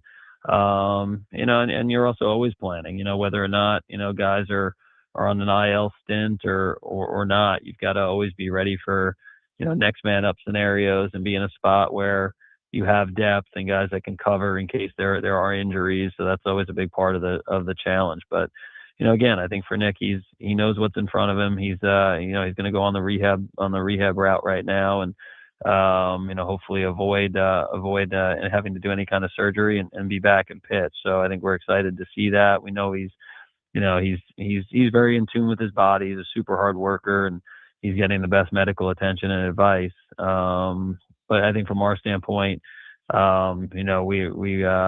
like to pencil Nick in and see him back here in Petco here at some point in the near term. But you've got to be ready, especially on the pitching front. You've got to be ready for the twists and turns of the season, and we're always trying to look at depth and trying to make sure we have enough to get through the year and more so be successful on the field. AJ Preller joining the morning show this morning as part of the Manager Reports, brought to you by SDCCU. It's not big bank banking, it's better. We'll see about Nick Pivetta. I mean, if he comes back, that's great. But at this point, elbow stuff is sketch. It's scary. So for holding out hope that he's going to come back, I think is going to be a tough one. And that means that the other guys got to step up. And Matt Waldron tonight's got to step up for this Padres team. I think a lot of people are counting on him to do a lot of great things. And we'll see how he does against the Halos tonight, because the Padres could use it. Now, I think you got to give him a little bit of slack. And obviously with Griffin Canning on the horizon, Matt Waldron has entered himself into this 3-man tryout with him, Walker Buehler, and Amon Marquez. I thought Walker Buehler pitched great last night. Frank and I went to the game. We had the shout out to Jonathan, who won the biggest fan. I got to meet him and some of his family that went to the game last night. I heard Chef Phil hooked him up with a lot of the local eats from Petco Park, which is great to hear. But we got to watch Walker Buehler in person. I thought Walker Buehler did really good last night, Frank. I really did. I thought he pitched well. They probably left him in just one inning too long. He's still building up a stamina, but we haven't mentioned this at all. And we're going to get to Walker Buehler in the next hour. His velo was up. Yeah. His velo was at 96 a couple of times on the four-seam fastball. And he threw a lot of fastballs last night, whether it be cutters, sinkers, or four-seamers. I like the way you saw some vintage Walker Buehler last night. And it looked like it could have gotten away from him early. There were a couple of times in that game where it looked like he could have gotten away. I think through his first 10 pitches, he only threw 3 strikes, leadoff walk, got the pickoff after that as well, and then got out of that first inning unscathed. Had a couple more problems. I believe it was in the 3rd inning trying to get through, but worked his way out of that. And then Craig Stammen let him go out there, try to pitch that 6th inning, hit, run scored. So, I mean, it wasn't the cleanest outing for Walker Buehler, but 5 innings, 5+, 2 runs. It's exactly what you expect out of a number 5 starter. And that's what he gave you. And you brought him in to be a number 5 starter. It's not his fault that injuries have happened. You Nope. know, that doesn't obviously change the expectations. It would be nice for him to step up a little bit more, but I think he's done a really good job so far in a Padres uniform. We're going to talk more about Walker Buehler's outing last night when we come back and talk more about last night's game. Start the final hour of the show.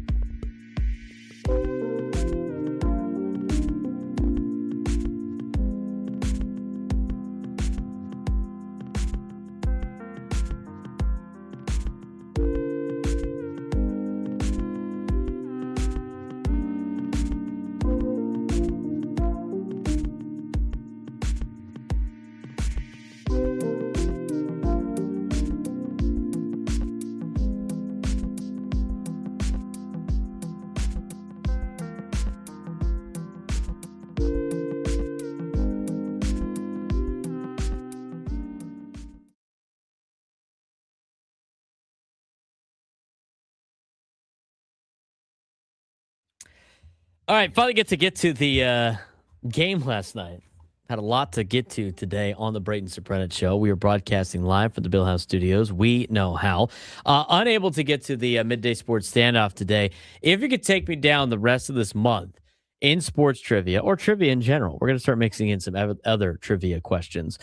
You'd be qualified for a chance to win this month's grand prize, a pair of field level seats to Padres and Phillies on Memorial Day. We did not do that today. We're going to continue that on Monday, do it again on Monday. So stay tuned for that next Monday. We are broadcasting live for the Bill House Studios. We know how. We've had two great guests today. We have had so many, interesting conversations. We have taken this angle a lot of different ways. But we've talked about a potential new owner for the Padres has been picked in Jose Feliciano for $3.9 billion. Sounds like his bid was the winning bid. That is being reported by the Wall Street Journal.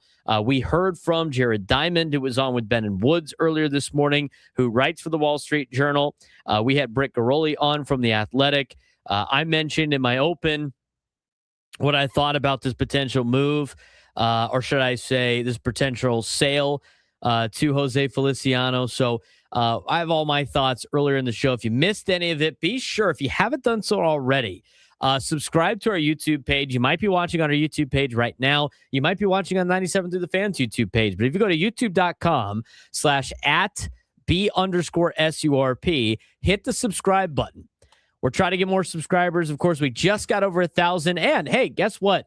97 Through the Fan just got over 10,000 subscribers. We did it in the same week. It's awesome. But we appreciate all of you guys jumping in, helping us out like that. So again, we really thanks again for jumping in on the subscribers. We got tons of extra content for you on our YouTube page. But we really appreciate it. youtube.com/B_SURP.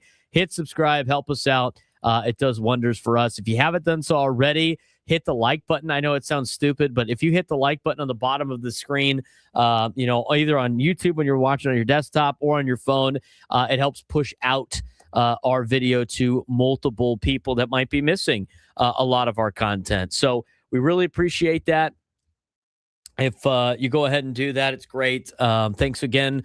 We're up to 1,021 subscribers now on the Braden Surprenant Show page. Really grateful for everybody that's done that. The more you guys comment on the YouTube and the more you guys like the YouTube videos as we go about, the more YouTube pushes it out to other people that might not even know we exist, that are Padres fans. So try to get our content out there as much as possible. So we really appreciate that.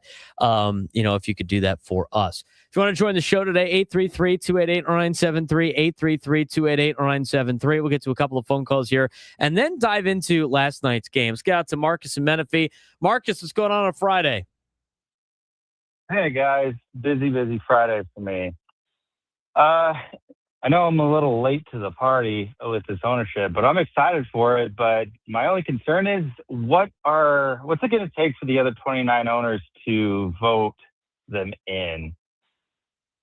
That's my big I don't know. I mean, as long as I think from previous ownership groups, I just think it's a lot of like getting to know the other owners, and as long as they aren't going to move a team or tear things down or what have you. Frank, I mean, it seems like a pretty easy process to go through. It's just kind of like they just want to make sure you're not going to ruin that franchise or be a bad rap for Major League Baseball. What was the first thing you said? Make sure they don't what? I don't remember. Move the team? Yeah, move the team, all that stuff. Well, that's a lot of that stuff that's involved as well. So I don't think they're going to do that. So I think it might be I think it's only a matter of time. And there's a lot of contracts and everything like that. So we'll see what happens. 833-288-0973, 833-288-0973. I wonder what Harold Reynolds is saying today on MLB Network. Trade the farm, boys. Do you think they got to do you think they don't have enough money now to pay for Fernando? Well, no, you just spent all your money buying the team. Oh, that's right. Now you got to trade everybody. God forbid. What are you going to do now? Yeah. You were going to put on MLB Network, weren't you? Then you saw what it was potentially going to be, and you're like, nope, not going to do that. Well, no, because we already have it on. I know. No MLB Network because the Mets are getting their Ass kicked. Meet the mess. Hey, Shabanaya's pitching. That's fun. Yeah. Well, the fact that he's been pitching since the 4th inning isn't great, but hey, What's the score? 7-3. In favor of the Cubs? Yeah. Oh, that's rough, dude. I'm just looking at the standing. The Padres, second best team in Major League Baseball, second best record in baseball, second best record in the division. I digress on that. I need to point that out. But if you look at league standings in the National League, a loss right now, since the game is earlier, a loss right now would put the Mets at 9 losses in a row. And it would also be they would be worse than the Rockies. They would be the worst team in the National League. Is this rock bottom? The Mets losing streak may or may not coincide directly with the Padre winning streak, by the way. I like it. So hopefully the Mets lose that, and so the Padres can win today. Augie, Juan Soto's on the IL. Does this coincide with about 2 weeks? What's their record with not having Juan Soto? It's probably like 1 and whatever else they've played without him. How many games they played without him? Probably around 10. 1 and 11. Probably. He got hurt the first game he got hurt in the. Oh, they were on the road. I forget where they were.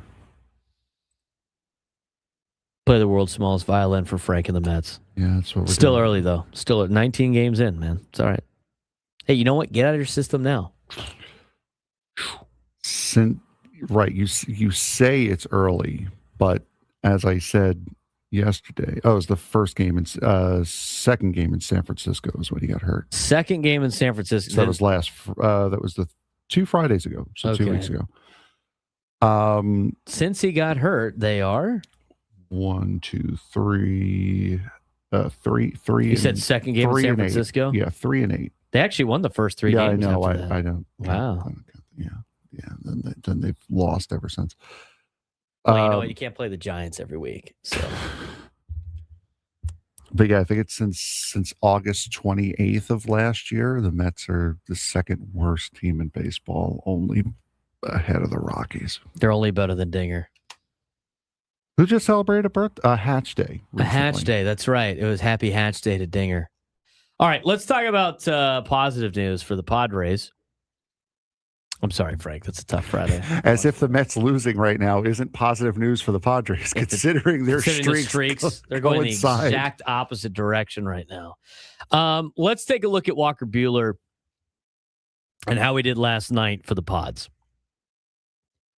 I thought he had a solid, efficient outing last night against the Mariners.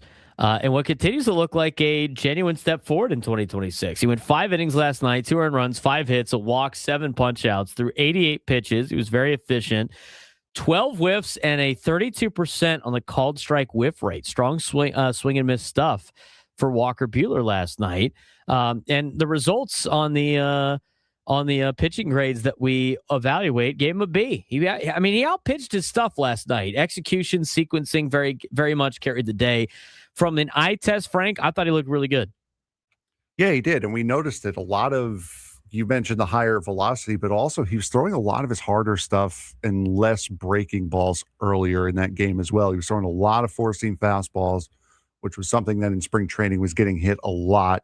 Same thing in his earlier outings this season. Those four-seamers were getting hit a lot, through the cutter a lot, through the sinker a lot.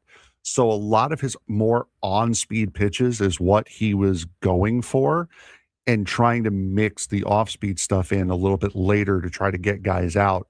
So he's still clearly working on stuff to try to figure out what kind of pitcher he's going to be in this iteration of Walker Buehler. So a solid night for him all around, and just unfortunate that they left him in for too long.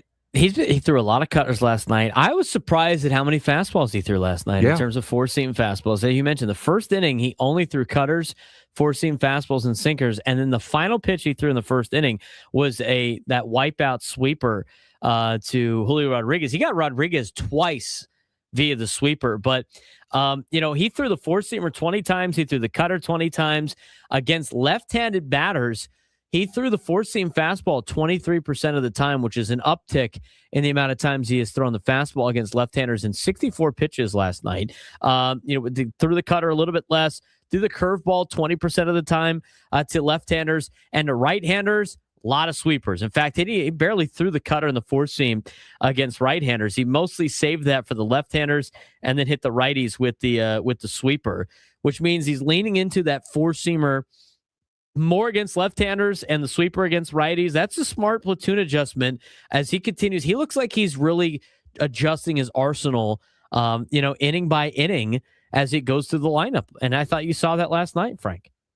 Yeah, he's like I said, he's learning how to pitch in this iteration of Walker Buehler in his career, and he's figuring it out. He is having a little bit of trouble once that second trip through the lineup starts to happen, definitely into the third. But he was able to work out of it. It was the third or fourth inning that he had an issue last night, but again, was able to work out of it, and unfortunately wasn't able to do the same thing in the sixth. Let's talk about his velocity. I thought that really stood out to me last night was Walker Buehler's velocity. Almost every pitch was up compared to his 2026 season averages. Maybe they cranked up the radar gun. I doubt that's the case, but he'll be throwing 105 in LA against Ohtani. Against Ohtani. Yeah, exactly. I made that joke a couple of times last night. Can't wait to see what he can do when Ohtani's pitching alongside him.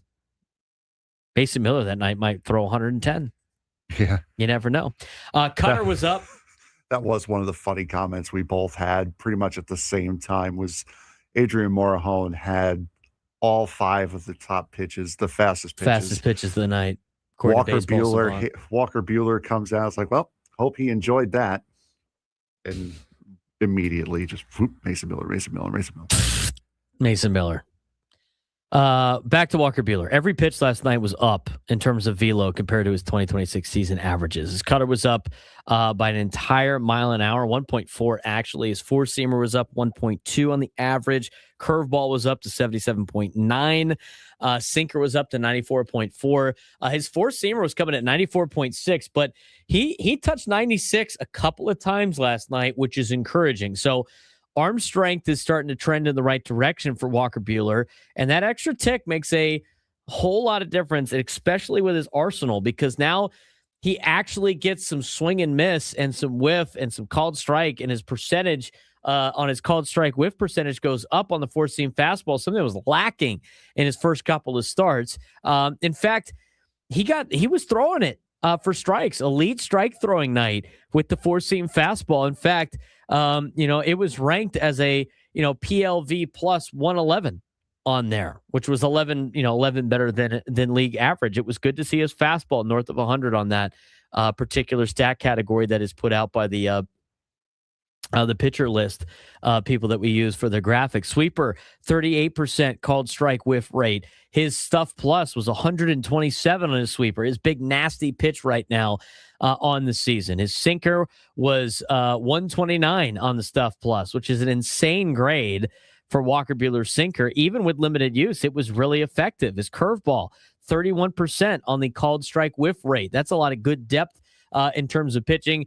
Changeup was still the weak link. In fact, a couple of the hits that he gave up in that last inning, in the sixth inning, before he was taken out, was actually on the 89-mile-an-hour changeup.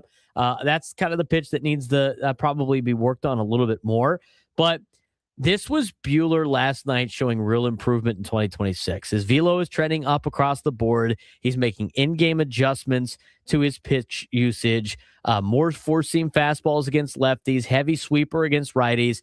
And even though the raw stuff is still graded a C+ on the graphic that we use, he's getting B-level results because of the sequencing of his pitching, the whiff generation that he is creating. 12 and 88 pitches last night. And the efficiency was all part of his arsenal that was clicking, and a big reason why Walker Buehler looked pretty good last night. And it's a big reason why I picked Walker Buehler out of the question yesterday in the roundtable of, out of the 3 players that are battling for rotation spots long-term on this team for the remainder of the season, Walker Buehler, Armand Marquez, and Matt Waldron, it's a big reason why I picked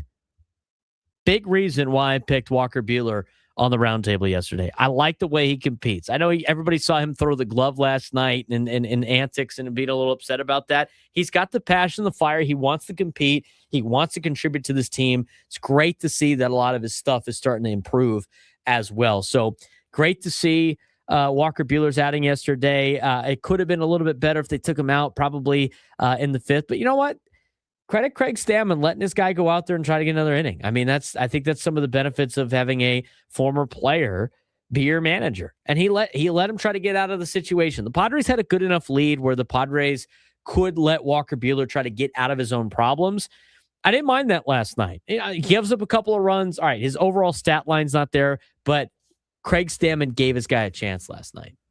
Yeah, and that's one thing I'm sure a lot of these guys on this pitching staff are going to be very, very happy, not just having a former player, but having a former pitcher as their manager, and a recently former pitcher too. For a guy who so desperately wants to go out there and compete and try, and is trying to come back off of injuries and is given this opportunity, that's a situation that Craig Stammen knows. He feels that situation. So he's going to manage with his heart a little bit, probably more than he should, on allowing these guys to get their opportunity and try to make the best of it and get out of these jams, because that's what he would want if he's on the mound. If he came in knowing what this opportunity is, and Stammen needed that extra guy, felt like he could get that extra guy, he would want that. He would fight to get in there to get that extra guy. So he's giving that opportunity to his pitchers now. Let's get to Ron in La Mesa real quick. Who wants to join the show? Ron, you're on the Braden Surprenant show. What's going on, man? Feliz Navidad. Feliz Navidad. Oh, wait. I know it's not the same Jose Iglesias, but this could be a real Merry Christmas for the San Diego Padres, guys. I'm almost looking at this as Peter Seidler 2.0. And most of this is because of you Padre fans in the city of San Diego. I think you all should be very proud of it, because if we didn't show up, this wouldn't be happening. So I'm really stoked about this. And Frank, there's a reason the Mets are in Flushing, and you can get my drift there. Have a great weekend, guys. Thank you, Ron. Foul on Ron. He means Jose Feliciano. He draws the foul. Ron misspoke. He means Jose Feliciano. Did he just call you a toilet? He's called the Mets a toilet? He draws the foul. I think he did. Different Derek and La Mesa called in today. When I saw the Derek and La Mesa on the thing, I thought, did the Yankees already play? Did Aaron Judge already hit a home run? Foul for the Feliz Navidad reference. He draws the foul. I knew that was coming. Chat, Ron will just fouled you guys out just about now. Just in time. I'm sure Dexter has a little bit of a dad joke of himself that might to add to the fouls for a Foul Out Friday to pick off what Ron had just said. Let's get out to Dexter in Spring Valley. Dexter, what's going on? How's your Friday going? Hey, fellas. Okay, so with regards to the potential new ownership, I'm guardedly optimistic. I mean, yeah, you could buy all the players you want, but I think what I'm hoping for is that this new ownership is going to be smart enough to retain the people who go out and get these players. You know what I mean? Because if you don't have Preller and the president, Eric. Last name escapes me. Please forgive me. Yeah. If you don't have guys like that running the team, right? We wouldn't have these guys that we have now. We wouldn't have extended, Tatis. We wouldn't have gotten Machado. We wouldn't, have extended Merrill. So if we have the right leadership in upper management, that's going to help. I mean, yeah, having new ownership with big pockets is going to bring in the guys who want to come over and play with our guys, but you know what I mean? If we don't have the leadership, no. And with regards to what you set me up for, yeah, there are a lot of people who like to complain. That's what they live for. And it reminds me of, and hopefully, Braden, you'll remember this, an old TV show from the 90s called Ren and Stimpy. And they have, Stimpy was the cat who was a few fries short of a Happy Meal. But Ren was constantly angry. And if you go onto YouTube and you type in Ren and Stimpy, happy, happy, joy, joy, that's the famous song that they're known for. At the end of that video, Ren is like completely gone mental, super angry and all that. And then all of a sudden he stops and he goes, I love being angry. And that's what it boils down to. These people just enjoy being negative. They enjoy being like Ren. That's just how they're wired. Instead of being Stimpy looking for the positive things in life, they're Ren, and they're looking for the negative things in life. That's what brings them joy in a really bizarre and twisted way. So there you go, boys. Have a good weekend. And Frank, you are not negative. You're not, like bad luck. You're just Eeyore. You're just a little bit depressed about your Mets. He draws the foul. Speaking of, it's about to get worse in Chicago. Dexter, appreciate the phone call. We'll keep you updated on that in just a little bit. When we come back, Kristen Scripps Ranch was right. We'll talk about it. Braden Surprenant Show, San Diego Summer Sports Station 97 through the Fan.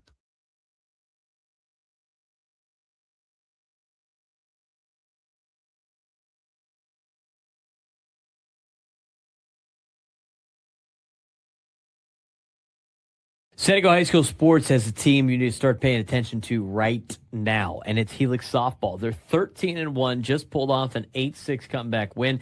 And here's the crazy part. They scored 7 runs with 2 outs. That's not luck. That's kind of an offensive mindset, and yet they're not even ranked in the top 10 locally. This is a team with multiple hitters hitting over 400, a freshman hitting nearly 600, and a pitcher who hasn't allowed an earned run in over 37 innings. Oh, and they're stuck in Division III, which is clearly, which they clearly don't agree with. So now that you've got a loaded team with something to prove, and in high school sports, that's a dangerous combination. Don't be surprised if Helix doesn't just win a championship, but makes a statement doing it. San Diego High School Sports is heating up, and this week it starts in La Mesa with a team that's tired of being overlooked. At Helix High School, the softball team is putting together one of the most compelling seasons in the section. The Highlanders improved to 13-1 after an 8-6 comeback win over Steele Canyon. And this wasn't just any comeback.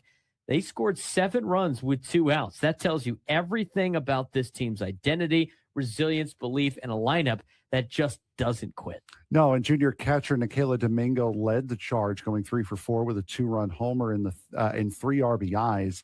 And when you look back at the numbers across the board, this offense is dangerous. Multiple hitters batting over 400, including a freshman hitting nearly 600. That is insane. But here's where the story gets interesting, if it wasn't already. Despite the record and production, Helix is still fighting for respect. They've been dropped out of local top 10 rankings, largely due to strength of schedule and being placed in Division III. And internally, they're not happy about it, nor should they be. This team believes that they shouldn't be in Division III, and they're playing with a chip on their shoulder every single game. And honestly, it might be the most dangerous thing about this team. Yeah, they're going to do some damage probably in Division III. I mean, strength of schedule is a huge part. I mean, you got to be able to play better teams, especially in high school.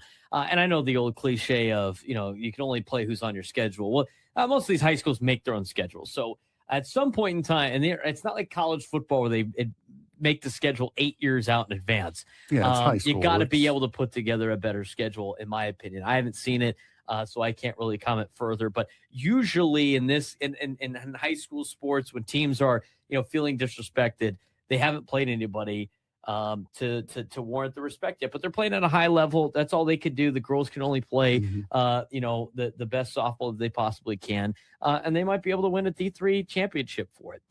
So good on them for continuing to play hard despite maybe some things not going their way that they can't control. Elsewhere, big-time events are on the horizon. The John Baumgarten Classic is coming to Petco Park later this month, giving local high school players a chance to compete on a major league field. Matchups include Helix and El Cap, and multiple showcase games across April 24th to 25th. It's one of the best traditions in San Diego high school sports, and a stage where stars are made. I was able to play at Qualcomm Stadium in high school. Football is always a great time. I know a lot of kids love their experience playing at Petco Park when they have an opportunity. Love when the Padres do this. Love when the high school kids are allowed to play at the big league fields. Yeah, it was great too. I remember last year after a Sunday game, they had a basically the high school home run derby. And they had the All-Star game. And after the Padre game, and that was really, really cool to see those kids getting so amped up, not just to get to play in an All-Star game against the best teams and against the best players in San Diego, but also to get that opportunity to play on a big league field, because you never know, it might be the first time they get to do it out of many, or it could be the first and only time they get to do it. On the field, Acosta Canyon High School girls lacrosse is showing what depth really looks like in a dominant win over Marin Catholic.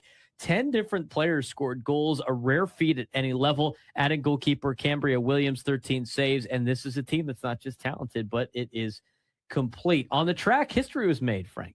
Yeah, absolutely. At the Arcadia Invitational, Josiah Brown from Sage Creek. Bowman, sorry. From Sage Creek broke the San Diego section record in the 800 meter, running a blazing 1 minute 49.54 seconds. It's a barrier athletes chase for years, and he didn't just break it. He owned the moment. So congratulations to Josiah Bowman out at Sage Creek High School. Getting closer to playoff time for a lot of sports. Some teams are right there, I think, almost in the playoffs at this point in time. So what's the big takeaway this week? San Diego High School sports isn't just about winning. It's about programs trying to prove something. Helix softball wants the respect. LCC lacrosse is showing dominance, their depth, and athletes like Bowman are rewriting history. This is the time of year where narratives start to form, and right now, some teams are making it very clear they're not waiting their turn anymore. Helix softball being overlooked, and that could actually help them win a championship. Helix not being ranked, being placed Division III and questioning their schedule, it's all adding fuel for them. And sometimes the most dangerous teams aren't the ones at the top. Want to pay for? Lads, we're getting it. We're getting the Eric Hosmer cameo. We'll see how that goes. Listen to this. Out of Juan in the chat, Frank Marchese, what do you say? Mets are going to lose today. Guess what, buddy? He draws the foul. That's amazing. Eric Hosmer cameo inbound. That's the 5th foul. Yeah. Fouls against callers don't count towards the chat. Stop it. They don't. They count towards the callers. There's callers fouls and there's team fouls of the chat. There's also like you and me fouls. I mean, there's different types of team fouls here. Callers have 2 fouls. No, callers have like 4. All right. Well, then another caller would have to get the 5th. The chat's got a couple, but not together. Just saying. 833-288-973. 833-288-973. Just saying. So you're close. Close. Thank you. Let's get out to Mark in Bankers Hill. Mark, you're on the Braden Surprenant Show. What's going on, man? I got a question asking the Braden. On the sale of the Padres? Mm-hmm. I was wondering, what would it be if the city, if he offered to buy the ballpark from the city, and the city doesn't have to maintain it and owns a whole 9 yards? I don't know. I think that's a possibility. The city would sell it to him. I'm not sure, Mark. I don't know. I mean, I guess that's probably a better question for maybe the city of San Diego. I know there's like, they have the partnership of different things where there's something to do with like if the Padres put money into the stadium, they get this and that. They have a deal in place already. I don't know if the city would be willing to do that. I don't know why they would want to do that. Who knows? I'm sure. I guess it's a possibility. I really don't have any extra information on that. But it's an interesting question. We appreciate the phone call, Mark. 833-288-973. 833-288-973. Hey, Marchese, what do you say? The Mets are gonna lose today. Yeah. That is so funny. Now you got to like put it in like a little bit of a jingle. Because isn't that their whole thing? Like, hey, Chicago, what do you say? The Cubs are going to win today. They didn't really play a lot of that for a long time, did they? Lovable losers, as they say. 833-288-973. 833-288-973. As I mentioned, yeah, Gonzo's right. Callers are their own team. Team foul. Callers get team fouls. Chat is it's a different team foul. I don't know why you're still putting yourself through this misery in April. Because I'm a fan, dude. I know. That's why. Because I hate myself. At what point during your drive up to Anaheim today are you going to be like, you know what? We'll get him tomorrow. I'm excited for Mets baseball tomorrow. Oh, the second this game ends. Okay. You'll come through with kind of a fluke of a game. It's a day game in Chicago. It's at Wrigley Field, whatever. We still don't have Juan Soto back. It'll be the meme. It'll be bleep you. I'll see you tomorrow. That's right. Curb your enthusiasm. There's going to be a big contingent of Padres fans up there. Are you going to go say hi to Rod today? Rod just got to Disneyland, dude. Well, there you go. Why? Might as well make a good weekend out of it. Exactly right. I'll be at USD all weekend for USD baseball. They're doing a great thing tonight that I'm gonna MC. We're gonna make sure we do this right. But they're excited to have everybody at Fowler Park tonight for a special event. They're going to retire the number of Brian Mattis.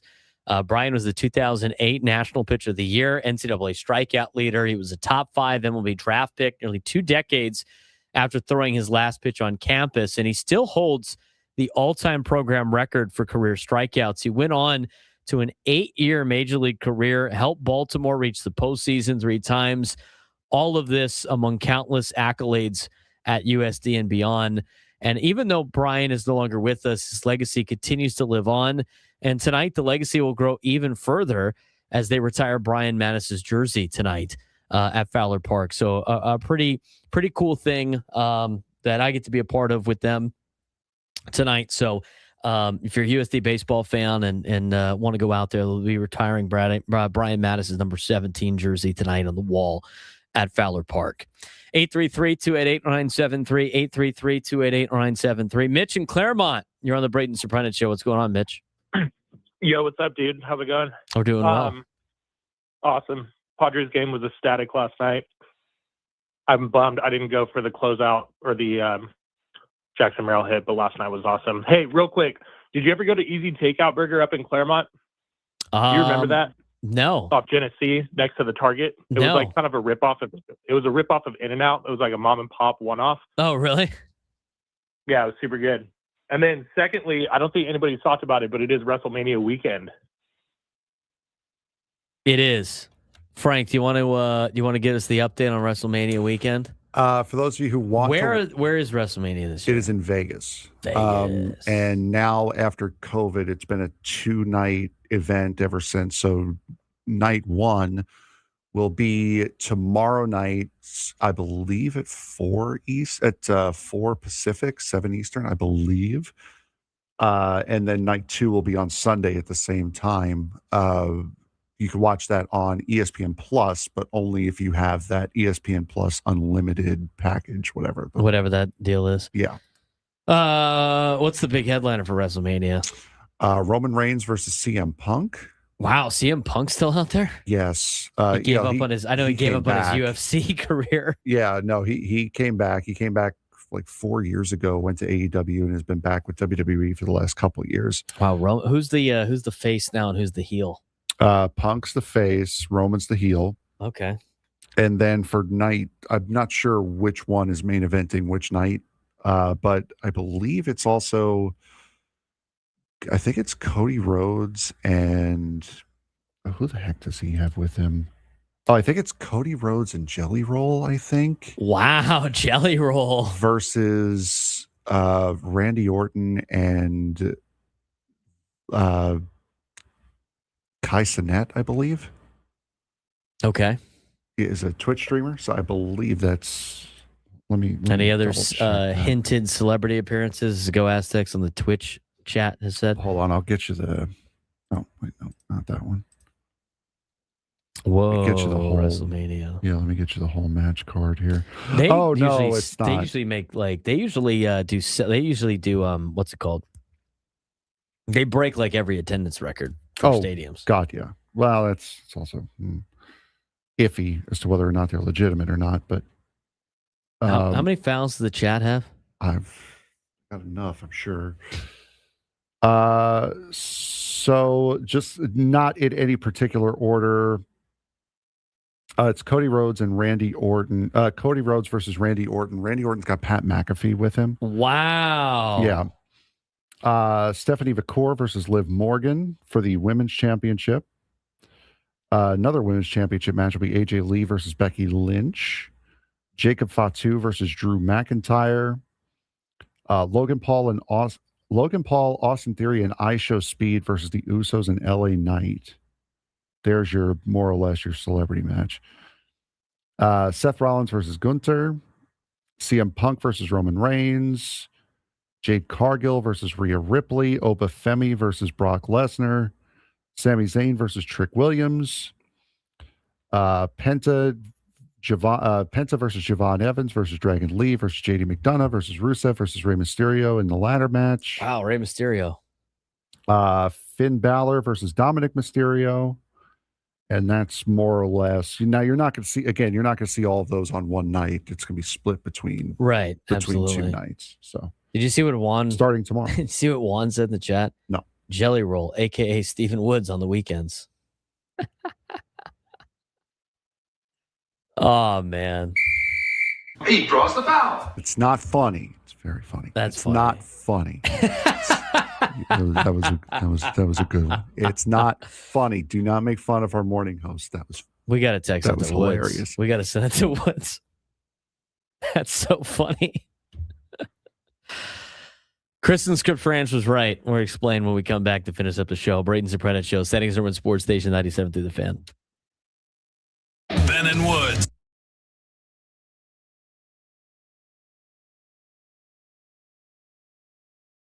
The NBA playoffs are here, and this year it's wide open. The Oklahoma City Thunder are the favorites, but that also means it's championship or bust. In the East, the Detroit Pistons are the number 1 seed, but all eyes are on Cade Cunningham's health. If he's not 100%, they could be out early. The Celtics look dangerous. The Knicks are under pressure, and the Hawks might be the sleeper team nobody wants to face. Out west, well, it's chaos. Lakers are dealing with major injuries to Luka Doncic and Austin Reeves, so now it's all on LeBron. Spurs are rising fast behind Victor Wembanyama, and the Nuggets still have Nikola Jokic, who can take over any series. And don't forget the play-in: Warriors, Clippers, Heat fighting just to survive. So here's the question: is this the Thunder's league now?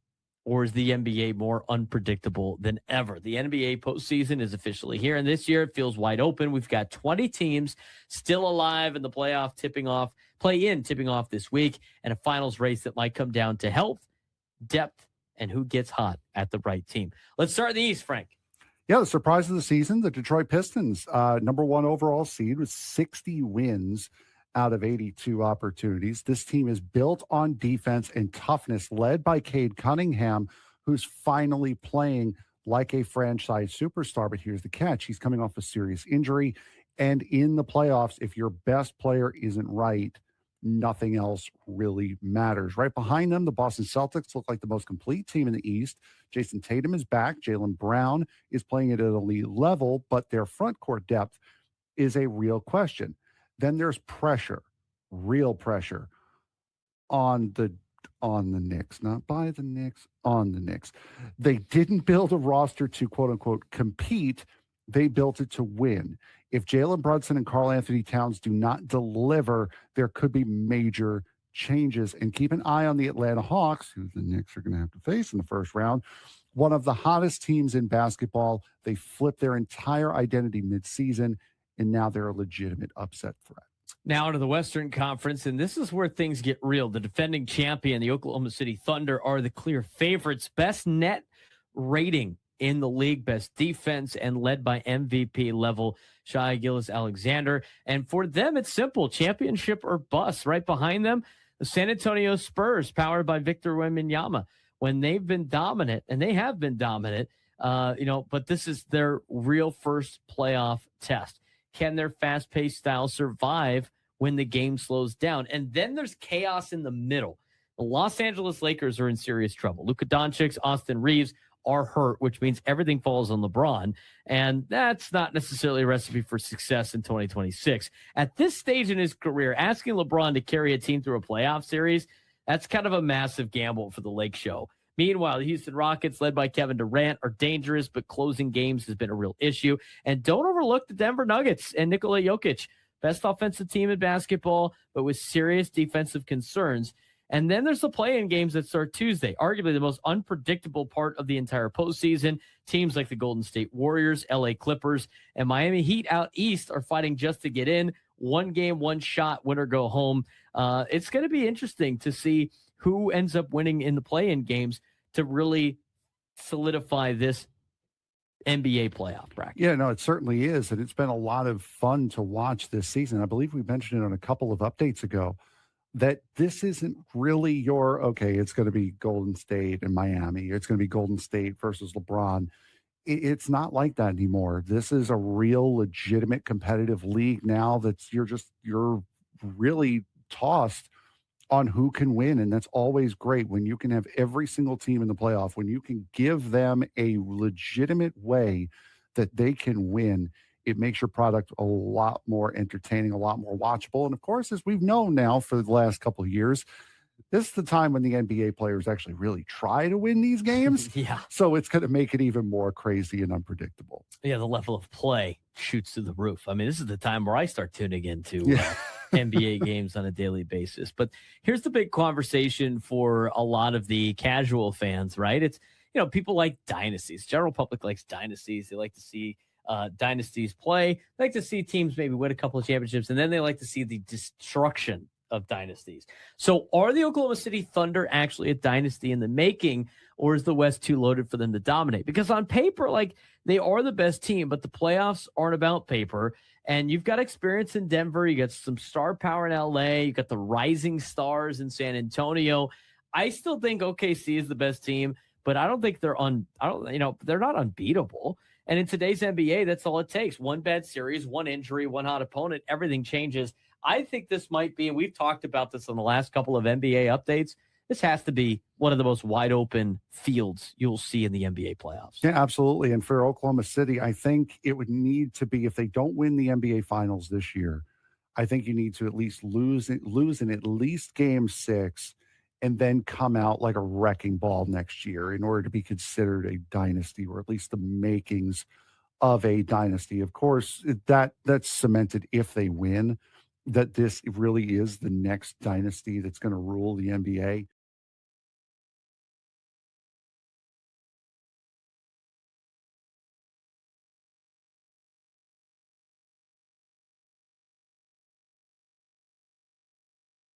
Are you going to be late for this today? You going to try to time up the traffic so you miss their intro video? No, if I have to sit through it tonight, y'all are sitting with it. I'm not going down alone on this ship here.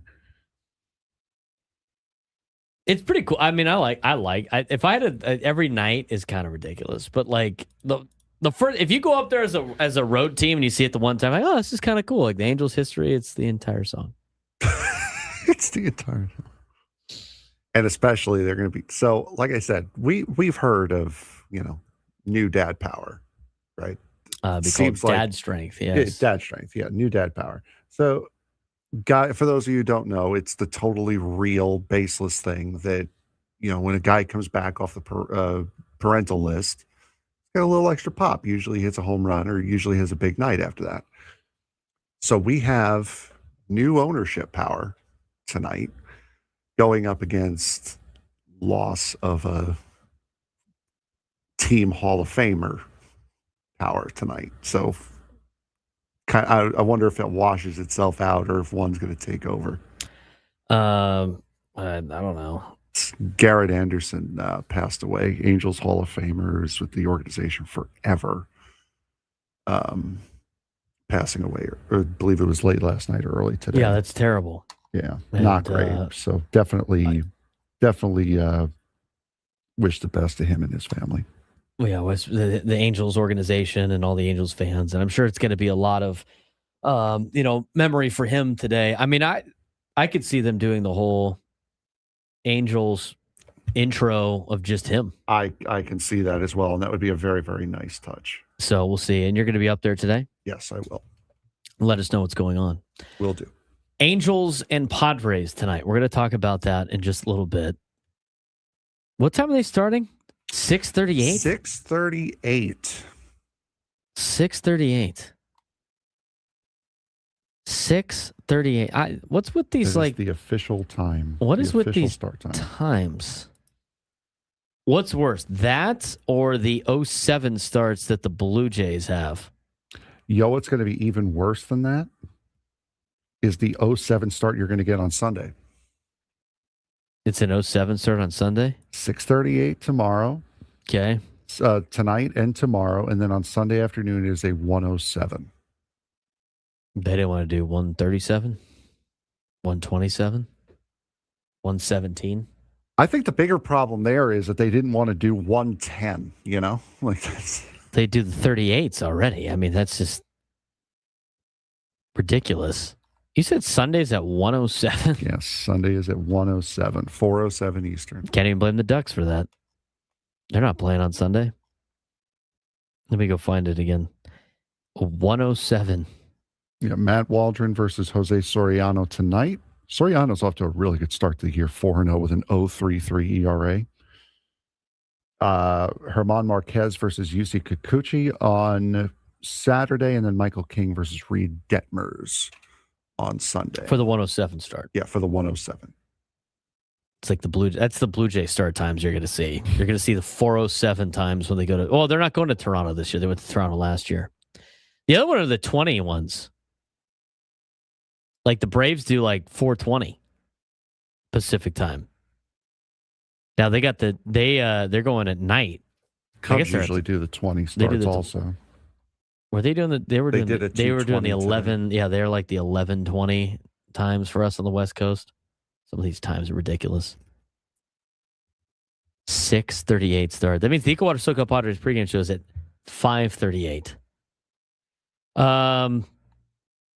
I haven't seen a lineup yet today. We'll talk. We'll if it comes out in the next couple of minutes, we'll get it to you. But I don't think it's going to be the case. The big and expected roster move has already been made, so this might just be normal timing today. Yeah, Padres are going against Soriano, who's 4-0 with a 0.33 ERA, 31 strikeouts. Guy's been electric for the Angels so far earlier today, earlier this year. The Padres have had a couple of guys get some at-bats against them. Ty France is the most at-bats. He has 8 at-bats. He's 4 for 8 with 5 RBIs and a 1333 OPS against Soriano. Castellanos got 3 at-bats. Cronenworth's got 6 at-bats. Andujar's got 4. Jackson Merrill's got 5 at-bats. Tatis has got 5 at-bats also against Soriano. A lot of the numbers, relatively small sample size. Some of the Padres hitters have done very well against Soriano. But let's go back to Jake Cronenworth for a second. And to kind of finish up the show, we'll probably dive a little bit more into this next week. But we were talking yesterday about how he's gotten a little unlucky. But at the same time, an interesting thing that was brought up by Chris in Scripps Ranch, who said that Jake Cronenworth's swing, too much of an uppercut. Jake Cronenworth's swing issues in 2026, early in the season, boiled down to a clear mismatch between what his swing is trying to do and what it is actually doing, and what actually works against non-fastballs, because his swing against non-fastballs is pretty crazy. His bat speed is up to 71.8 miles an hour overall, which is a career highish mark, which is a positive. But everything else in the swing path and timing has gone off the rails on breaking balls and off-speed pitches, which is killing his quality of contact and overall production. If you go on Baseball Savant and you look at his swing metrics, you will see exactly what Chris and Scripps Ranch called in and told us on the show yesterday. And there's data to back it up. And the data-backed breakdown using the charts from Baseball Savant on his swing metrics. You take a look at some of his numbers and what you've seen so far this year, but what the charts show that is wrong with his swing, the attack angle, you could look at attack angle, you could talk about swing length, timing, all that stuff. Chris and Scripps Ranch said he swings too much of an uppercut. So we looked at his attack angle. And his attack angle has become way too steep on secondary pitches, which would be breaking balls and off speed. 21-degree average in 2026. Guy's swinging up on every one of those. The ideal range for a swing, according to in Major League Baseball, is approximately 5 degrees to 20 degrees. He's now averaging 21 degrees on both breaking balls and off-speed pitches on his swing. The ideal attack angle percentage has collapsed for Jake Cronenworth. Off speed's down to 27% from 47% in 2025, breaking to 40%. And the result is, even though the bat is coming up steeply, because again, he said he wanted to get back to his fly balls that he hit and the deep fly balls and the power numbers that he was swinging early on in his career.